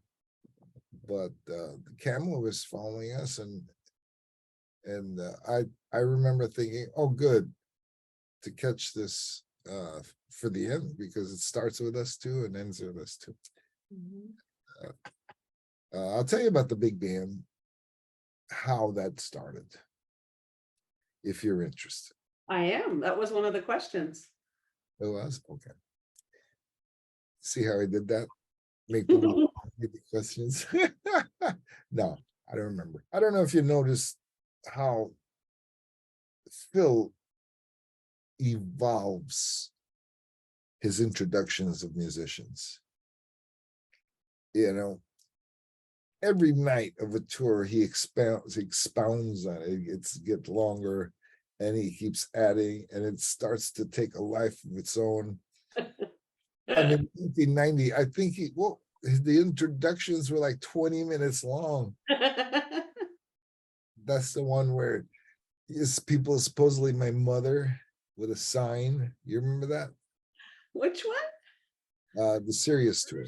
Well, apparently, I mean, during the tour, everybody that he introduced came from the town we were in. Oh, right. And he, of course, he says I was from that town too. And then he'd say, oh, and his mother is here. And, you know, be holding up a sign that in Chinese characters. And that evolved little by little. And those Chinese characters, they took it off of a Chinese menu. I think it says chow mein. There's his mother right now, and give her a round of applause and all this stuff. But that thing evolved to a full-on, I don't know, I want to say 20 minutes. It may have been even more, right? So the same thing happened in 94. He started improvising, and then Brad Cole started going, the cocktail piano, he started playing Invisible Touch. One day he said, can you write horns to that for that section? And I said, sure. So I wrote horns. And he was so ecstatic. It sounds like a big band. It wasn't a big band. It just sounded like that to him. And then he started talking about, let's do a big band. And what was involved with that, he wanted to do Buddy Rich arrangements and Count Basie arrangements, because that was his favorite. And I said, well, if you're going to do a big band, you can't do that. You have to have original music. Right. You have to use your songs and see which one will adapt itself the best way towards a big band. And I said, because if you just want to play Buddy Rich and Count Basie charts, just get a band in your living room once a week and practice and play them. But you're not going to go out into the world and play that stuff. I don't feel comfortable doing that. You know, so, okay, so what do we do? So I listened to every record, Genesis included, to see which would be most compatible for a big band. And then I ran it by him. We talked it over, and weeded out a few, and then we had a list. You know, one of my favorite ones was written by Brad Cole. The arrangement, I think it's called "What Gorilla." Oh, really? Yes. It was really nice the way he wrote it. But so we had a list, and so the next thing I had to do was assign arrangers. I had to have like Susudio, for instance. There's a Hollywood writer who did all the Doc Severinsen Tonight Show extravaganzas. So I said, this guy would be good for Susudio. Oh, wow. For that. And then there's another guy in town by the name of John Clayton, who's an excellent jazz, right? From the first note, you know it's going to be a jazz song. And so I had him do a couple. John Clayton, by the way, he is the guy. You remember that Super Bowl where, what's her name? Whitney Houston just floored the world when they heard that. I cry every time I hear it, to this day. Well, I'll tell you something about that most people don't realize. Yeah, she sang the heck out of it, but it's the arrangement that makes it what it is. Wow. I mean, I'm not taking away from the fact that she sang her ass off, but the arrangement, it was written in such a way that the phrasing seems unmechanical, but it's very strict the way it's done. And they had trouble. The guy who produced that, by the name of Ricky Minor, he was the musical director for American Idol and Yes. Tonight Show Band and all that stuff. He insisted that the arrangement. Well, here, I'm going to give you a little musical education. The Star Spangled Banner is written in 3/4. Oh, say, can you see 2, 3, like a waltz, you know? And Whitney Houston told Ricky Minor she wanted to sing it the way Marvin Gaye sang it. And Marvin Gaye's version is in 4/4. Oh. Oh, say, can you see 2, 3, 4? And right there, it became a controversy. You can't do the American, the Star Spangled Banner in 4. It'd be like sacrilege. And he said, no, we're doing it 4. And then he called this guy to arrange it. And that's such a beautiful arrangement. There's things that don't sound like they belong, and then all of a sudden resolves. And you go, oh, I see why he did that before this. And there, I think there were bars in there that sounds like she extended him a little bit to take a breath or something, but that's written in. Wow. And to make it sound what they call rubato, free. Yeah. So that was it. I used that arranger to write several arrangements of the big band tour. So I had all these arrangements. I knew the ones I wanted to arrange. And so I signed all these arrangements. And so when those arrangements were written, I told Tony that we should do a demo of these so that Phil can hear it. Tony Smith? Yeah, Tony Smith. Uh-huh. So we talked about a budget. How much would it cost to get the whole band together, go in the studio and record this stuff? And we did that. And Phil couldn't wait to hear this. Well, one of the arrangers I called is by the name of Sammy Nestico. He was famous because he wrote a lot of those Count Basie arrangements and compositions. So I thought, well, the thing that motivated him to want to do this big band was during the introductions in '94, where he used invisible touch, because Brad was messing around like a Vegas cocktail piano player, and he was doing invisible touch like that.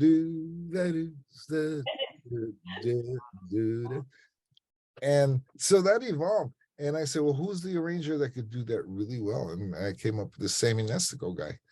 And so I allotted things to different arrangers depending on what I think or how I conceive their writing. So we got this recording session done and mixed and sent it to him. And I think on that video, it shows you the first time he heard any of that stuff. Yeah. And like I told you, he looked speechless when he heard the first in, which is invisible touch.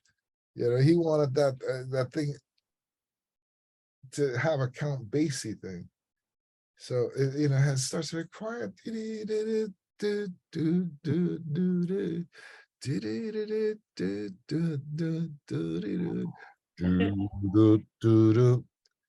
Which is very signature Count Basie stuff.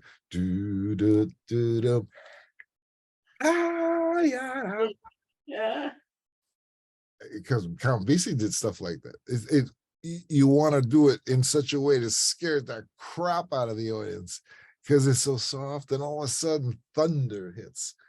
And in that video, if I remember correctly, he listens to that and this big smile on his face, and he can't talk. He's stuttering, he's stuttering like crazy, and he doesn't make any sense of what he's saying because he's so excited about that one thing. And I know what he's excited about. I get to play that. So that's how that thing got started. And he got the video, the music recorded and all that, and he started to practice. And it shows in that video how hard he worked, because it's a different genre to play swing than to play rock, and we pulled it off. So we went on, we did a tour, and then we did other things, and then we did a second tour, because I might have mentioned that Phil, he got so good to the first tour that the second tour he was even better. He started getting the subtleties of that kind of playing. The second time you guys went around, Harry, so I was watching that video, and there's a little segment where Phil's playing, and he seems to play, when he's playing drums his whole career, if you watch him, sometimes he just looks like he's just in heaven, he's just, his neck is back, he's just playing, in this particular video, he just looks so happy. He's drumming and he looks so happy. And I was going to ask you if you thought that from a satisfaction of just human being, was that the happiest he probably ever was playing on stage? He didn't have the pressure of having to sing. He was playing drums, which he loves, the music that's his favorite, I think, right? He was living out a fantasy. He always wanted to do that, and it was happening, and he was very happy. And one of the things that upset him on several occasions, because it was announced that he is not going to sing, right? And people would start heckling and yelling out for him to sing. And I think one of the gigs, it just made him sick. He just left the stage, and that was the end of that concert, because his fans, and I understand it, they wanted to hear him sing, but no, that wasn't the idea of that. And that destroyed his groove that particular night. But yeah, he was on cloud 9 doing that. You know what it's like to be a drummer and play with a big band. It's like you got this gigantic truck, cement trucks, like, I don't know if you see them on the highways, 5, 6 cement trucks all attached to each other, and then you got one car in front, the cab driving it. Yeah, that's the drummer, right? He's driving this thing, and there's so much power in it, and especially if something you always wanted to do. Yeah, he was living out a fantasy, and he was happy, and that's why he wanted to do the second one. And I'm not kidding, he would have done a third and fourth because he kept getting better at it. Yeah. I think it's neat that you got to be such a big part of that, because you were really an integral part of making that happen, and I think it's pretty cool. Yeah, that's another one of those things. It just happened. It fell on my lap. I mean, it started in the '94 tour when he said, can you write some horns to that? Right, to the thing Brad was doing, right? I mean, yeah. So yeah, sure. So he said, you think we could do a big band of that? Yeah, well, yeah. You think we could do a whole big band? And yeah, anything could be done. And then you did it, which is neat. Wow. I'm like Phil in a way. I know my limitations, and to put something like that together, there's egomaniacs that would want to do every single arrangement. And I'm not one of those guys who has that skill to write so many arrangements in different styles without it sounding repetitive after a while. That's why I got different writers involved. And so that it wasn't difficult. I drove my wife crazy, because yeah, no, because Tony, being a manager, said keep the costs down. And I took him literally. See, if I were to do that again, I would have hired a staff, Mhm. to help me sort through this music and do this and do that. But I stayed faithful to what he said, keep the cost down. It worked out great. It was a lot of fun. It's a great memory. Yeah.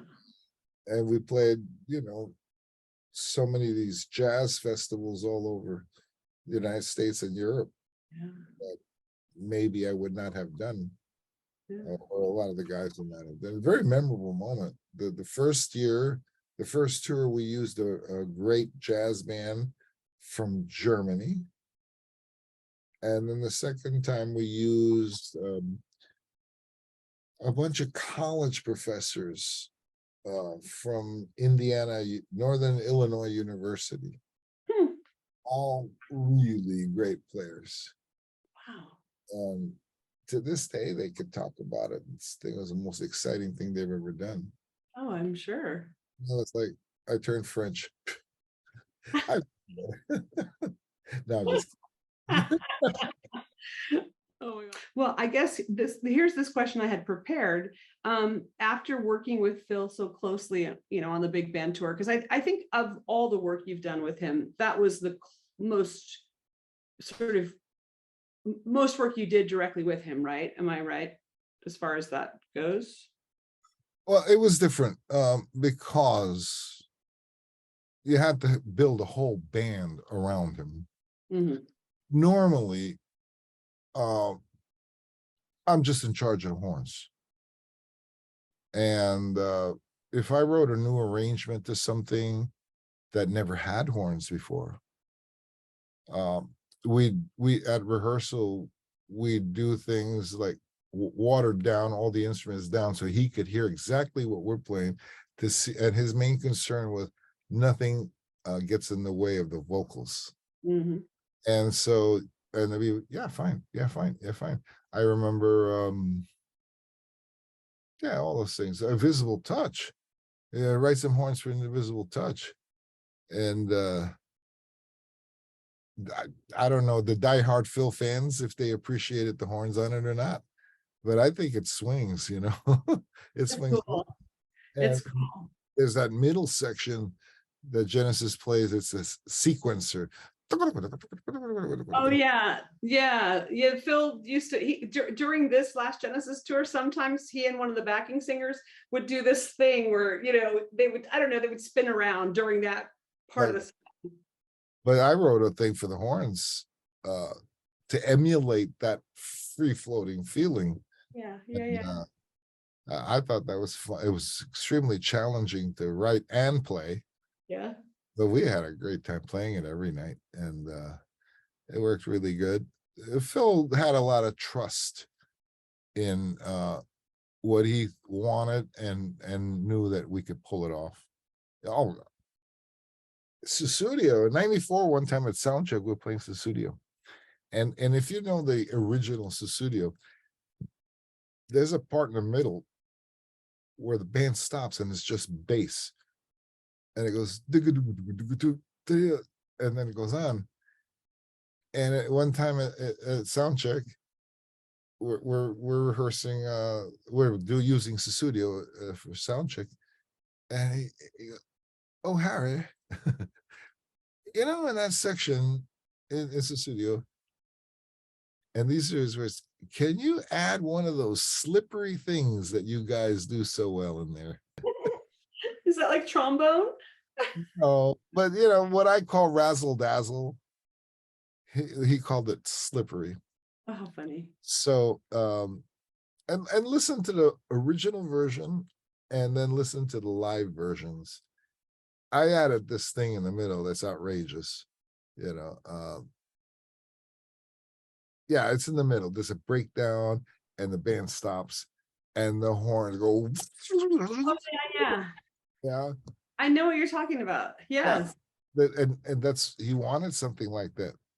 And I remember the next day at Soundcheck, I wrote it that night. And then when we were in the dressing room for the next performance, we ran it down quietly.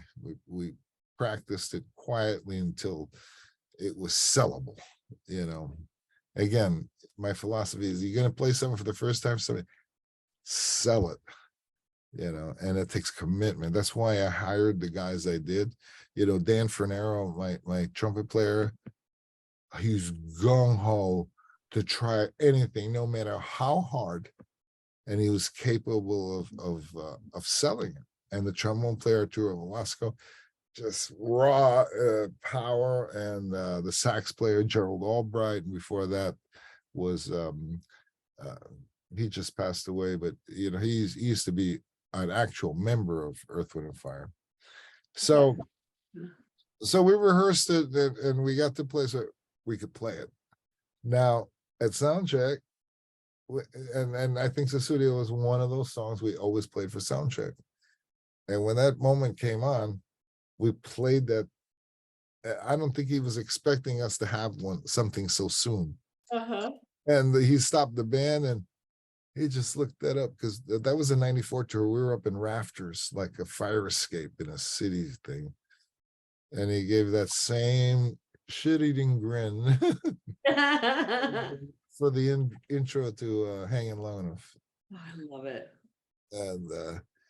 And so Phil was also like very conscious of maybe we need horns on this show, on this song, because you guys have been off stage too long.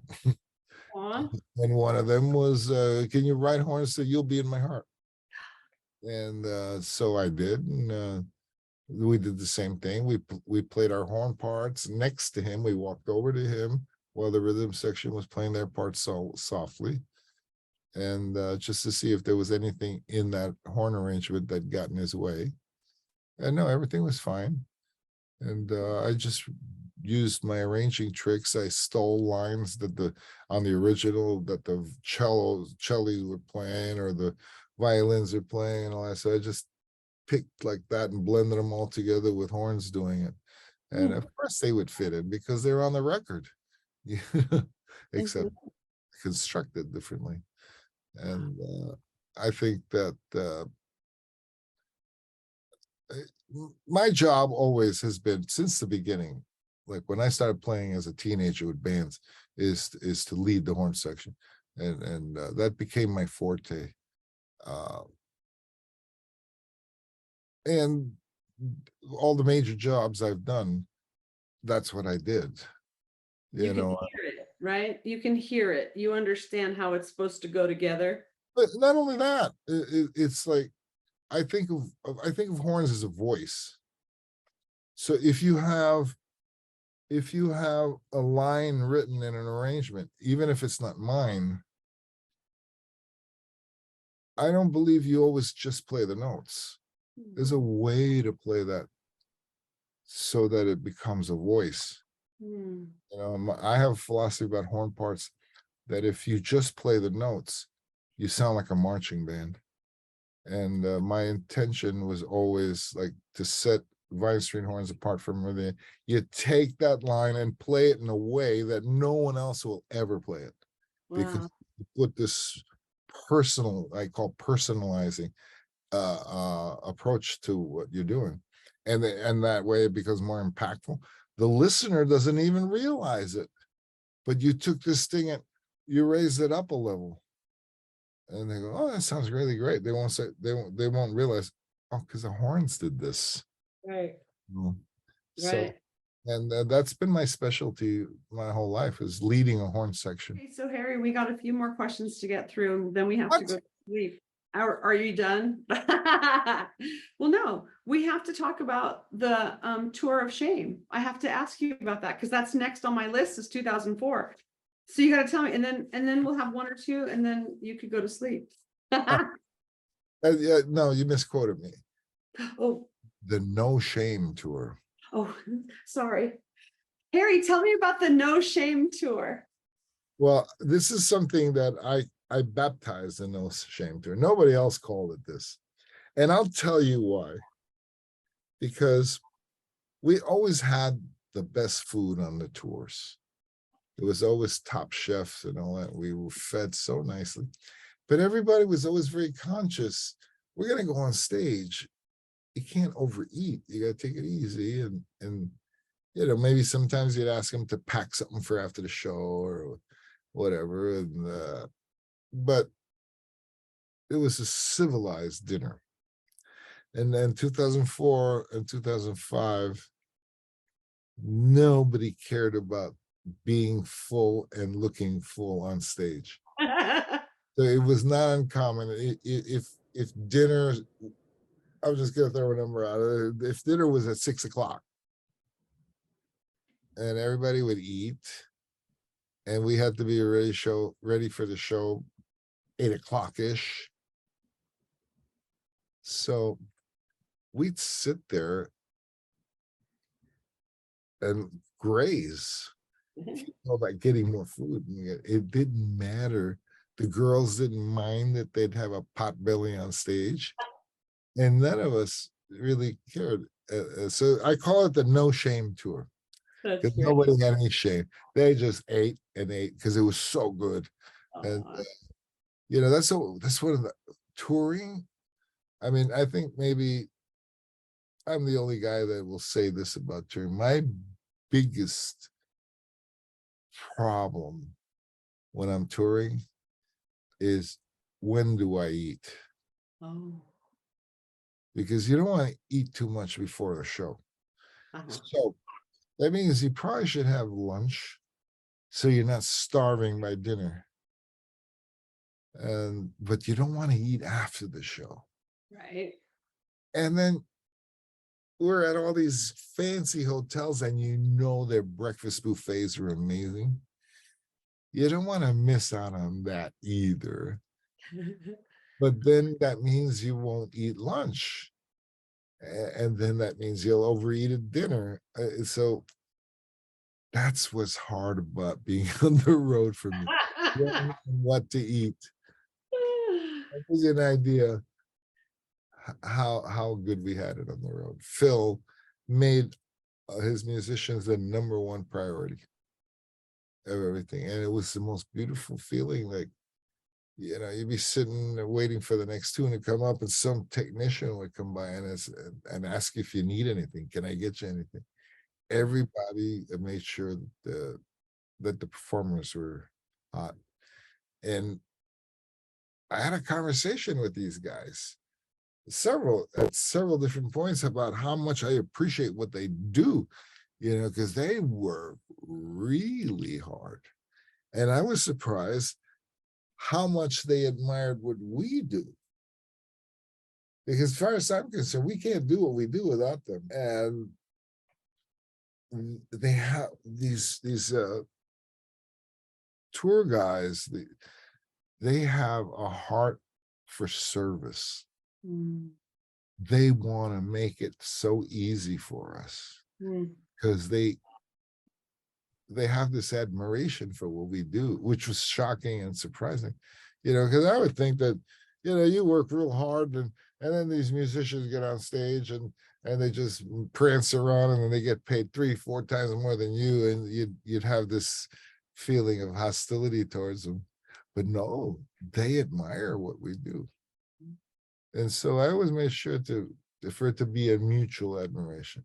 Okay, you say that about this, but you guys are amazing. Yeah. To take that whole stage apart every night, load it onto trucks, and then the next morning get to a town, unload all the things on the truck, and build it up again. Yeah. That's gotta be so hard. Oh my gosh. Yeah, when you look at this pile of cables, for instance, you go, what's going where? How do they know? Yeah. How do they know it? Yeah. They got it together. Yeah, no. I mean, yeah, that's neat. And I think Phil's that way too. I think he's always very respectful to all of those, everybody, like the musicians, but also those guys and the catering people and all that. And I don't think that the star is always that way. Do you know what I mean? I think. No, my experience has been the nicest band leaders, bosses, were musicians. People that don't play an instrument and they're singers. I don't know. There's a lack of connection there. Mhm. I would be just a trumpet. Mm. Phil, for instance, he's one. I want Harry Kim, Mhm. and then other guys, give me a trumpet player. Doesn't, Mm. doesn't matter who. Right. Yeah. So uh, we appreciate Phil. Very loyal, very, very loyal throughout the years. A lot of the same people working behind the scenes for 30 years also. Right. Yeah. A lot of the guys like well, Brad Marsh. Yeah. You see Steve Jones has been with him, Jeff Callingham, all those guys, you know, from Remember Steve, they call him Pud. Hood. Yeah, Steve Pud. exactly. Yeah. He started out as Phil's drum tech Yes, years, he did. Yeah. and then he went on to stage manager and production manager.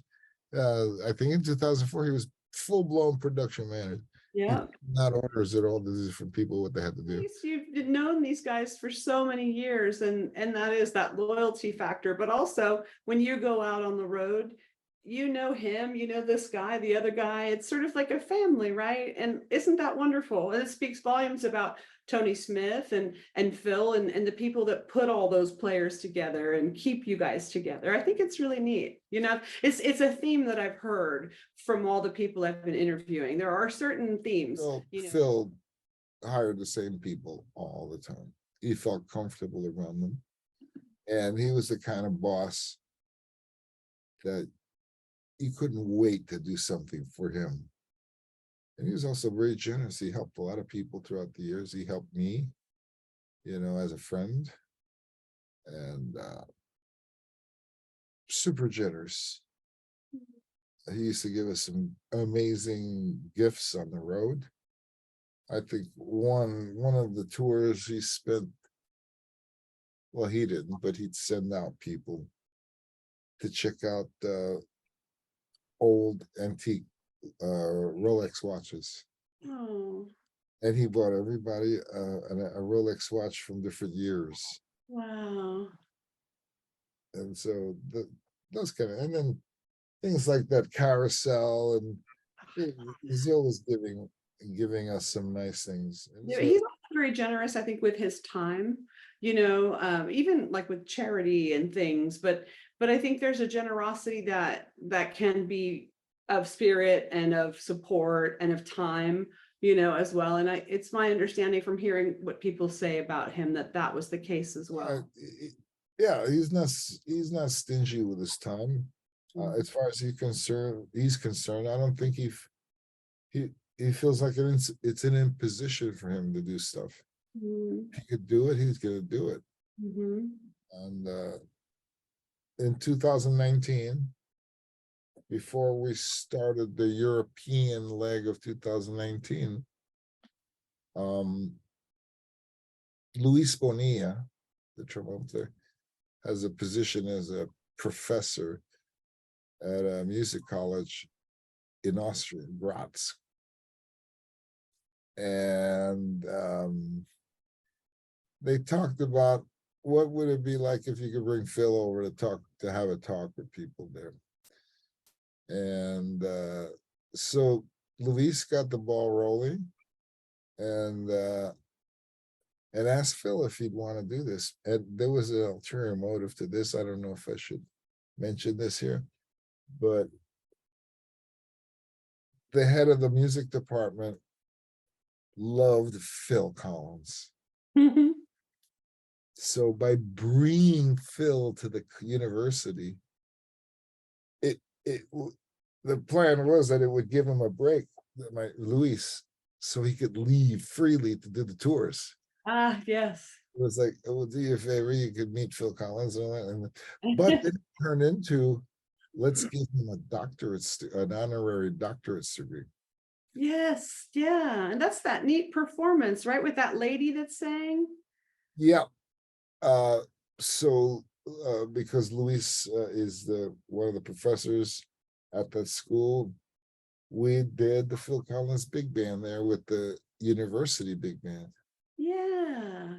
Pretty good. And Phil showed up. He accepted the honorary doctorates. And we set up this thing where he sat after the thing was over, he'd sit on the stage and this girl came and sang Always to him. Yes, and he loves that song. He always sang it to his mother. Yeah, that's beautiful. That is so neat. And, you know, when you talk about whether or not he would participate to do something like that, he did that completely, surrendered to it. Yes, I'll go. I really didn't think he'd go. And then, yes, I'll accept the doctorates. It was really odd that he said, yeah, and he showed up. He's cooperative. He did everything. He was in a good mood. And his plate was full that time he came because they wanted to hold different press conferences and all kinds of stuff. But then they had a inside the actor studio type of interview in the theater, and the whole student body came and listened to him talk, and he was good. He was good. He was good, and he was funny. Mm-hmm. That might be one of the highlights of the Not Dead Yet tour, him doing that, coming out and doing that. And it surprised the heck out of me that he accepted to do that. Yeah. Yeah, Phil is that kind of guy. He did it to get the trombone player, basically. We have to end our interview at some point, but I have like one or two. We talked about the gifts. Oh, did you ever see Genesis play live? Did you ever see Genesis, the band, perform? Like Wow. In 1992, I believe Genesis toured. Yeah. And when he came to LA, he invited everybody in the band. But he specifically wanted me there because that's when he asked me to get a horn section for him. And I said, I have a horn section. And he said, can I hear a tape? And by that time, by 1992, the Vine Street Horns actually, we did a number of projects that were recorded on CD. A couple of them won Grammys, and we got CD credit, you know. So I took that tape to him when we went to see Genesis at Dodger Stadium. That was Dodger Stadium shows. Yeah, Yeah. He talks a lot about those shows in the book, but it's yeah. And it was an amazing show. But the best part about it was, you know, him inviting us, and we got VIP parking at Dodger Stadium. Parking could be crazy. Oh yeah. Park a mile away from the stadium, and we got to park right in the back, you know. Cool. And, yeah. And then after the show, we went backstage, and all the celebrities were there. And that was kind of cool. It was like the old times. Mm-hmm. And what was suspicious was everybody from the 1990 tour was also involved, because I tell you, he's very loyal, wardrobe person. Everybody was working, and they kept saying, I'll see you next year. Mm-hmm. Now, I was very insecure. I just came to give him a demo of Vine Street Horns. I didn't dare assume I was doing the next tour, because I'll tell you why. That's another part. That's the Phoenix Horns job. I didn't solicit it, you know, but Phil wanted me to use the Vine Street Horns. Why? I don't remember. And as it turned out, Don Myrick passed away before the 94 tour. Yeah. And Louis had different illnesses. So that kind of cemented, okay, now I could step in without feeling bad. But I told, I asked Phil, you know, before anything, talk to those guys, let them know. Anyway, so I wasn't assuming anything. Mm-hmm. And then all of a sudden it was announced that we were doing it. He went on Larry King one time And he talked about his new tour, and I'm taking the Vines Three Horns. I went, what? You know, who? Well, you Is know it? what was interesting, Harry, about that tour, is Ricky Minor instead of Chester, and Nathan. Ricky. Not Ricky Minor. We were talking about Ricky Minor earlier. Sorry, Ricky Lawson and Nathan East instead of Leland. And Phil spoke about why he chose to have the different players, and he said it was because the both sides record he had recorded all on his own, and he wanted to change in the players just because he wanted something different. And I wonder if that might too have been a reason why we were putting the Phoenix horns aside. I mean, obviously Don's death and so forth, but he had changed it up on that tour for that reason. But of course he continued to stick with you guys then throughout the years. But I always thought that was interesting that he had changed. I never thought about that. That could be an aspect of it. He wanted to give it a fresh, different approach. Mhm, mhm. Mm. I mean, that's why he said he used the different other players. There could have been other reasons that he wasn't sharing, in that interview or whatever, but I'll tell you something. When we got the job, I rehearsed the crap out of those guys before we even went to Europe to rehearse. Tony gave us a budget so we could rehearse in a studio, and it started paying us 2 weeks before the actual official rehearsal started for us. And we went down there. I remember the first rehearsal. We nailed it. Mm. And again, the shit-eating grin. And this is your guys, Arturo and all those guys? Dan and Arturo and Andrew Woolfolk and Andrew, yeah. it sounded really good. And that's that note that he put under my door that night, thanking me for bringing those guys. Yeah. And we had a lovely tour.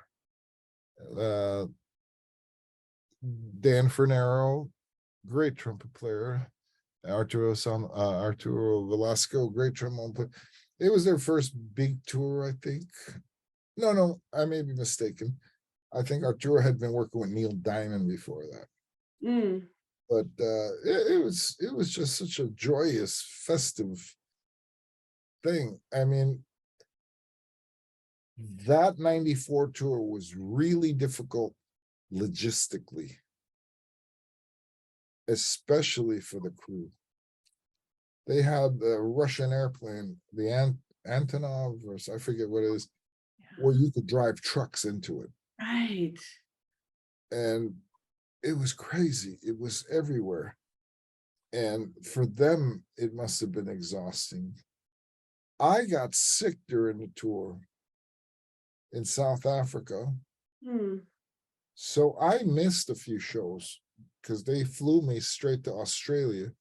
Wow. See some doctors over there. Mm.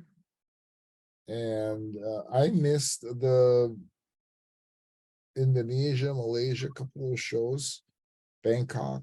Mm-hmm. And boy, everybody was dropping like flies as far as illnesses, food poisoning, stuff like that. Mm. That was 94, Harry? 94 or 04? 94. Oh, okay, 94. Both sides to it. The first part was fine, but it was the far side. Yeah. That was tough. Yeah. And doing so many shows and so many in a short period of time, it was still wonderful. It was like 18-month tour. I know, but that could have easily been a 3-year tour. Yeah. But, yeah. I don't know. Phil had so many other things going that I mean, it was not like Bruce Springsteen or Fleetwood Mac or they go on for 4 years. I know. I was like, please, that I'd be able to retire after a 4-year tour. But, You know, the Not Dead Yet tour spanned almost 3 years, though. I mean, that one really got a lot. The Not Dead Yet tour. I mean, it kind of took a life of its but it was only it was in 6 weeks slots, right, you know. right. But it was still wonderful because you didn't have to pay all those taxes in 1 year. You know, it was spread out in 3 years. But that was a miracle because it started out as just 6 weeks. Yeah. And that 6 weeks turned out so good, they added another 6 weeks and another 6 weeks and another six. And Phil was up to doing it. And the whole thing was always, it's up to what Phil wants to do. And I'll tell you, performing brought him to life. He always had the same look after each show. So happy. And that same look that he had throughout my whole time with him. I think the show that he had the tour that he had most fun with was the Into the Light tour when we did the round. Yeah, he was so fit then, Harry, like physically fit, and he was just running for like 3 hours. Oh yeah, yeah. But he loved it. He said he wanted to do more in the round because he said it because the audience all around him was closer to him. And oh yeah, he was in such a good mood after every show. And Not Dead Yet tour also. He comes sit with us after a show while everybody just kind of. I remember when we played Hyde Park. That was a big show, and we had a huge area in the back as our dressing room. It was outdoors, but and after the show, he just sat there, very happy, and it was nice to see him happy. That tour was extra special. The beginning of almost every show, I think the beginning of every show, we all made it a point to be there to watch it. The horn players, catering, everybody, because it was so emotional. It was like after all these years of critics putting him down and stuff, like I said, a whole brand new breed of critics discovered him. Reviews were excellent all around the world, and they all used the same word, triumphant. He came back in a triumphant way and blah, blah, blah. But it seemed to me that the audience all had read his book, and they came out to support him no matter what. And the kind of applause he got when he just, at a very strange way to start a rock and roll show. Did you see that tour? Of course, yes, absolutely. So he He's walks just sitting there by himself. Yeah. yeah, he walks out quietly and people go nuts, and he talks to the people for a minute, and he starts a rock and roll show with a ballad against all odds. And the people start singing immediately. And that's so emotional. I cried the entire time. Oh, it was so emotional to see how many people came out to support him. And you know, talking about impact, a few of I invited friends, high school friends and stuff, and that weren't necessarily Phil Collins fans, but they walked out of there like in shock. They didn't know what they had seen. They all said it was the greatest show they'd ever seen. And I didn't know I would recognize so many of the songs. There's one particular friend of mine, her name is Denise, who I went to high school with. She came to the show in Madison Square Garden, and she just came out to support me. She said she wasn't a Phil Collins fan. She told me later she was in tears the whole show. And part of it, right from the beginning, against all odds, That's a song that she sang to her husband while he was dying, Mm. for months and months. And that took her out. Yeah. And then every song after that was a reminder of different stages of her life. And this is what I'm talking about, the impact that he had on his fans, that definitely merits some kind of recognition. These guys, whoever is created the criteria to be in that Hall of Fame, or they didn't experience that. They didn't experience it. If they had experienced that, they would be, oh no, bring Phil in. He definitely deserves it. But they don't know, or they didn't experience the impact that Phil had on their lives. It's just friggin' amazing to me. His time's coming for sure. I know. I have a couple friends who, one is actually still on the nominating committee, and the other person has since retired.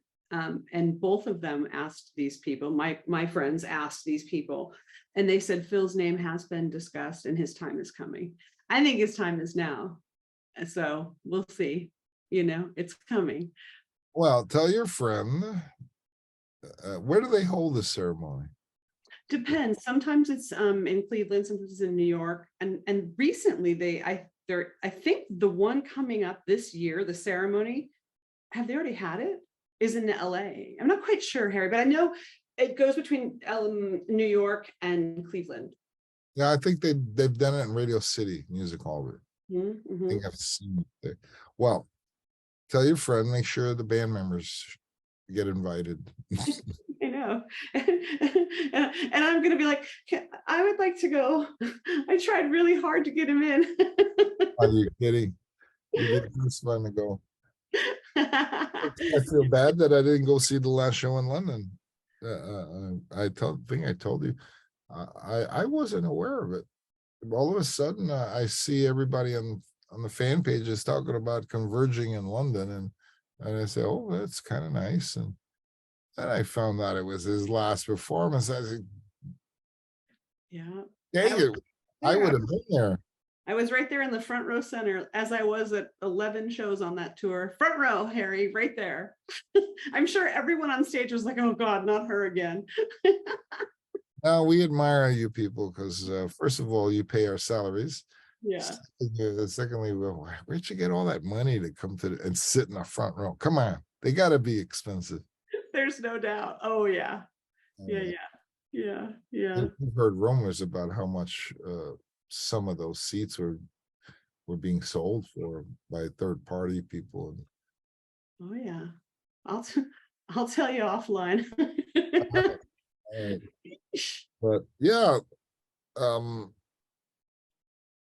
trying to think of if there's anything else I'm supposed to say about this, because after 32 years, I had a career with Phil Collins. I got to know him pretty well, and he did a lot for my family. I always told him, he did so much for my family, and he was that kind of guy. He helped so many people, and all the charities he helped out with. Unbelievable, the stuff he did for charity, and just tremendous person. A couple of the questions I had for you was what is the best part of Phil Collins, the human being? And Aside from his generosity, is his authenticity. He's a superstar. He was successful at a very early age. But aside from that, he's just a regular guy and very authentic. And he has big ears. If he hears somebody's in trouble, he'll go help them. He's like that. And he's kind of a contradiction. I remember him complaining about a hotel that we were staying in where a hamburger is $25 and room service. And he would just feel so pissed off. Why? I'm not going to pay $25 for a hamburger. Yet he'd give a few million away for charities and people and personal people that he knew, So yeah, it made me feel like I should complain about $25 hamburgers too. Well,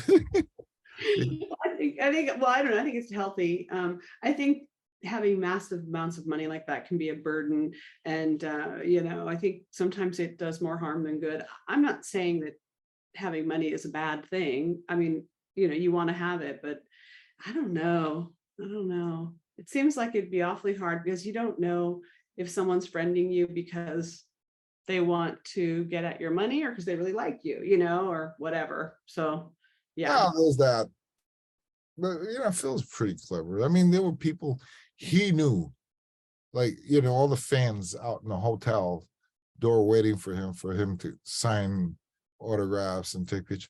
He knew who not to sign because he knew they were selling those photos. I'd see him so many times, and he refused to sign for autographs. That makes me happy. For some people, because he knew it. So it depends on person. I mean, there are people that become very successful and they feel like that stature defines them. And when they lose it, they lose their minds. Whereas Phil, I don't think that was a reason for him doing this. It's like what we talked about earlier, the expectations. He did it because he really wanted to play the drums. And I would say you did pretty good for a drummer. High school dropout, you did okay. You did okay, I have to say. I love it. Well, Harry, I think we probably have to end our interview soon. I was going to say. You said that an hour ago. Oh my God. All right. Well, I was just going to say, you and I had talked about, we were talking about the Not Dead Yet tour, and we had talked about how special the tour was for you for personal reasons. And the Genesis tour was for me because you and I both lost spouses to cancer. And, I think what we can share now and what I want to say to you in this interview is that Phil Collins was a bright spot in both of our lives. Right? You know him rather. I don't know him, but I feel like I do through his music, that Daryl Sturmer thing, you feel like somebody when they're that authentic. But I just think it's really important that people understand how special he is. I don't know it personally, right? You do. You shared that with me. And that's why I'm doing these interviews with because I think it's really important that he made an impact on your life, right? For different reasons than what I'm talking about, but that tour really brought you back, right? From being sad about losing your wife. And I went on the tour and it gave me something to look forward to. And many times when I was, there in the front row, Phil was interact with me in different ways. And it just made my whole, everything. And that last show in London, I got his tambourine and I'm still on cloud nine about it, so. Well, just know this. I'm not going to send you my trumpet. I've said this before that all the great memories of the tours involved my wife. And part of that, Phil was so accepting of everything that was important to every member of his band. And in my case, it was my family. And he was so loving with my family. Even now, during the last tour, rather, my son still calls him Uncle Phil. And he would pose with him, talk to him, and all this kind of stuff. And he knew what we all went through, the Kims. And he seemed very empathetic about it. But I also used that to challenge him we're both going through something. Let's get through it and win. But the part that was so healing about the Not Dead Yet tour is that I felt my wife was present during the whole time. You can't help it. You're hearing the same songs. I remember at rehearsals, 1990, they'd have a person making breakfast for everybody.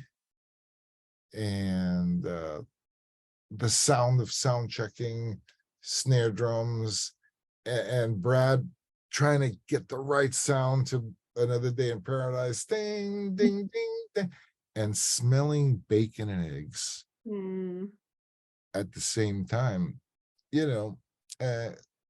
Much of that occurred again. Having memories spring out of nowhere, things that you hadn't thought of, and all. I think it was meant to be, because I really needed something like that at the time. I think it was, a power greater than me that, this is going to sound ridiculous, but bring Phil Collins out of retirement all of a sudden, when I needed it the most. And when I look at it in retrospect, in relationship to everybody, mine is just one story. Everybody needed to go out there and do that. So yeah, that Not Dead Yet tour was extremely, especially because it was the final chapter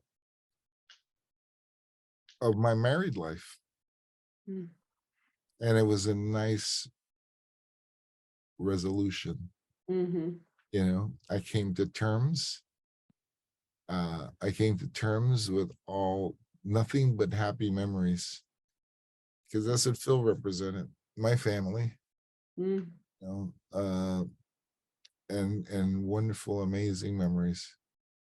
So without getting too mushy, that tour was like, whew. And I didn't talk about that with many people. It just, I came back a different person when that tour ended in 2019. I was ready to take on the world again. I wasn't ready for a long time. It really took the wind out of my sails. And now, I'm because of that, I'm living the good life now. So anyway, yeah, that's Phil Collins. I started out doing a CD with Phil Collins in 1989, and little did I know it was going to turn into a career. Fantastic. Yeah, and that's why I tell young people, don't worry about it. What do the French say? PFF. That's it. It's a fantastic. Life is either gonna suck or it's gonna be wonderful, and be ready for both, because sometimes it can be wonderful and still sucking. So Well, I think you've had a fantastic life within the context of our conversation. It couldn't have gone any better. And I know there were ups and downs, right? But I really am grateful that you shared your story with me. And I don't know how on earth I'm going to present this to everybody, because we talked for so long. I may have to do segments. I talk so much. I've done interviews where they've had to do it in parts. Part one, part two.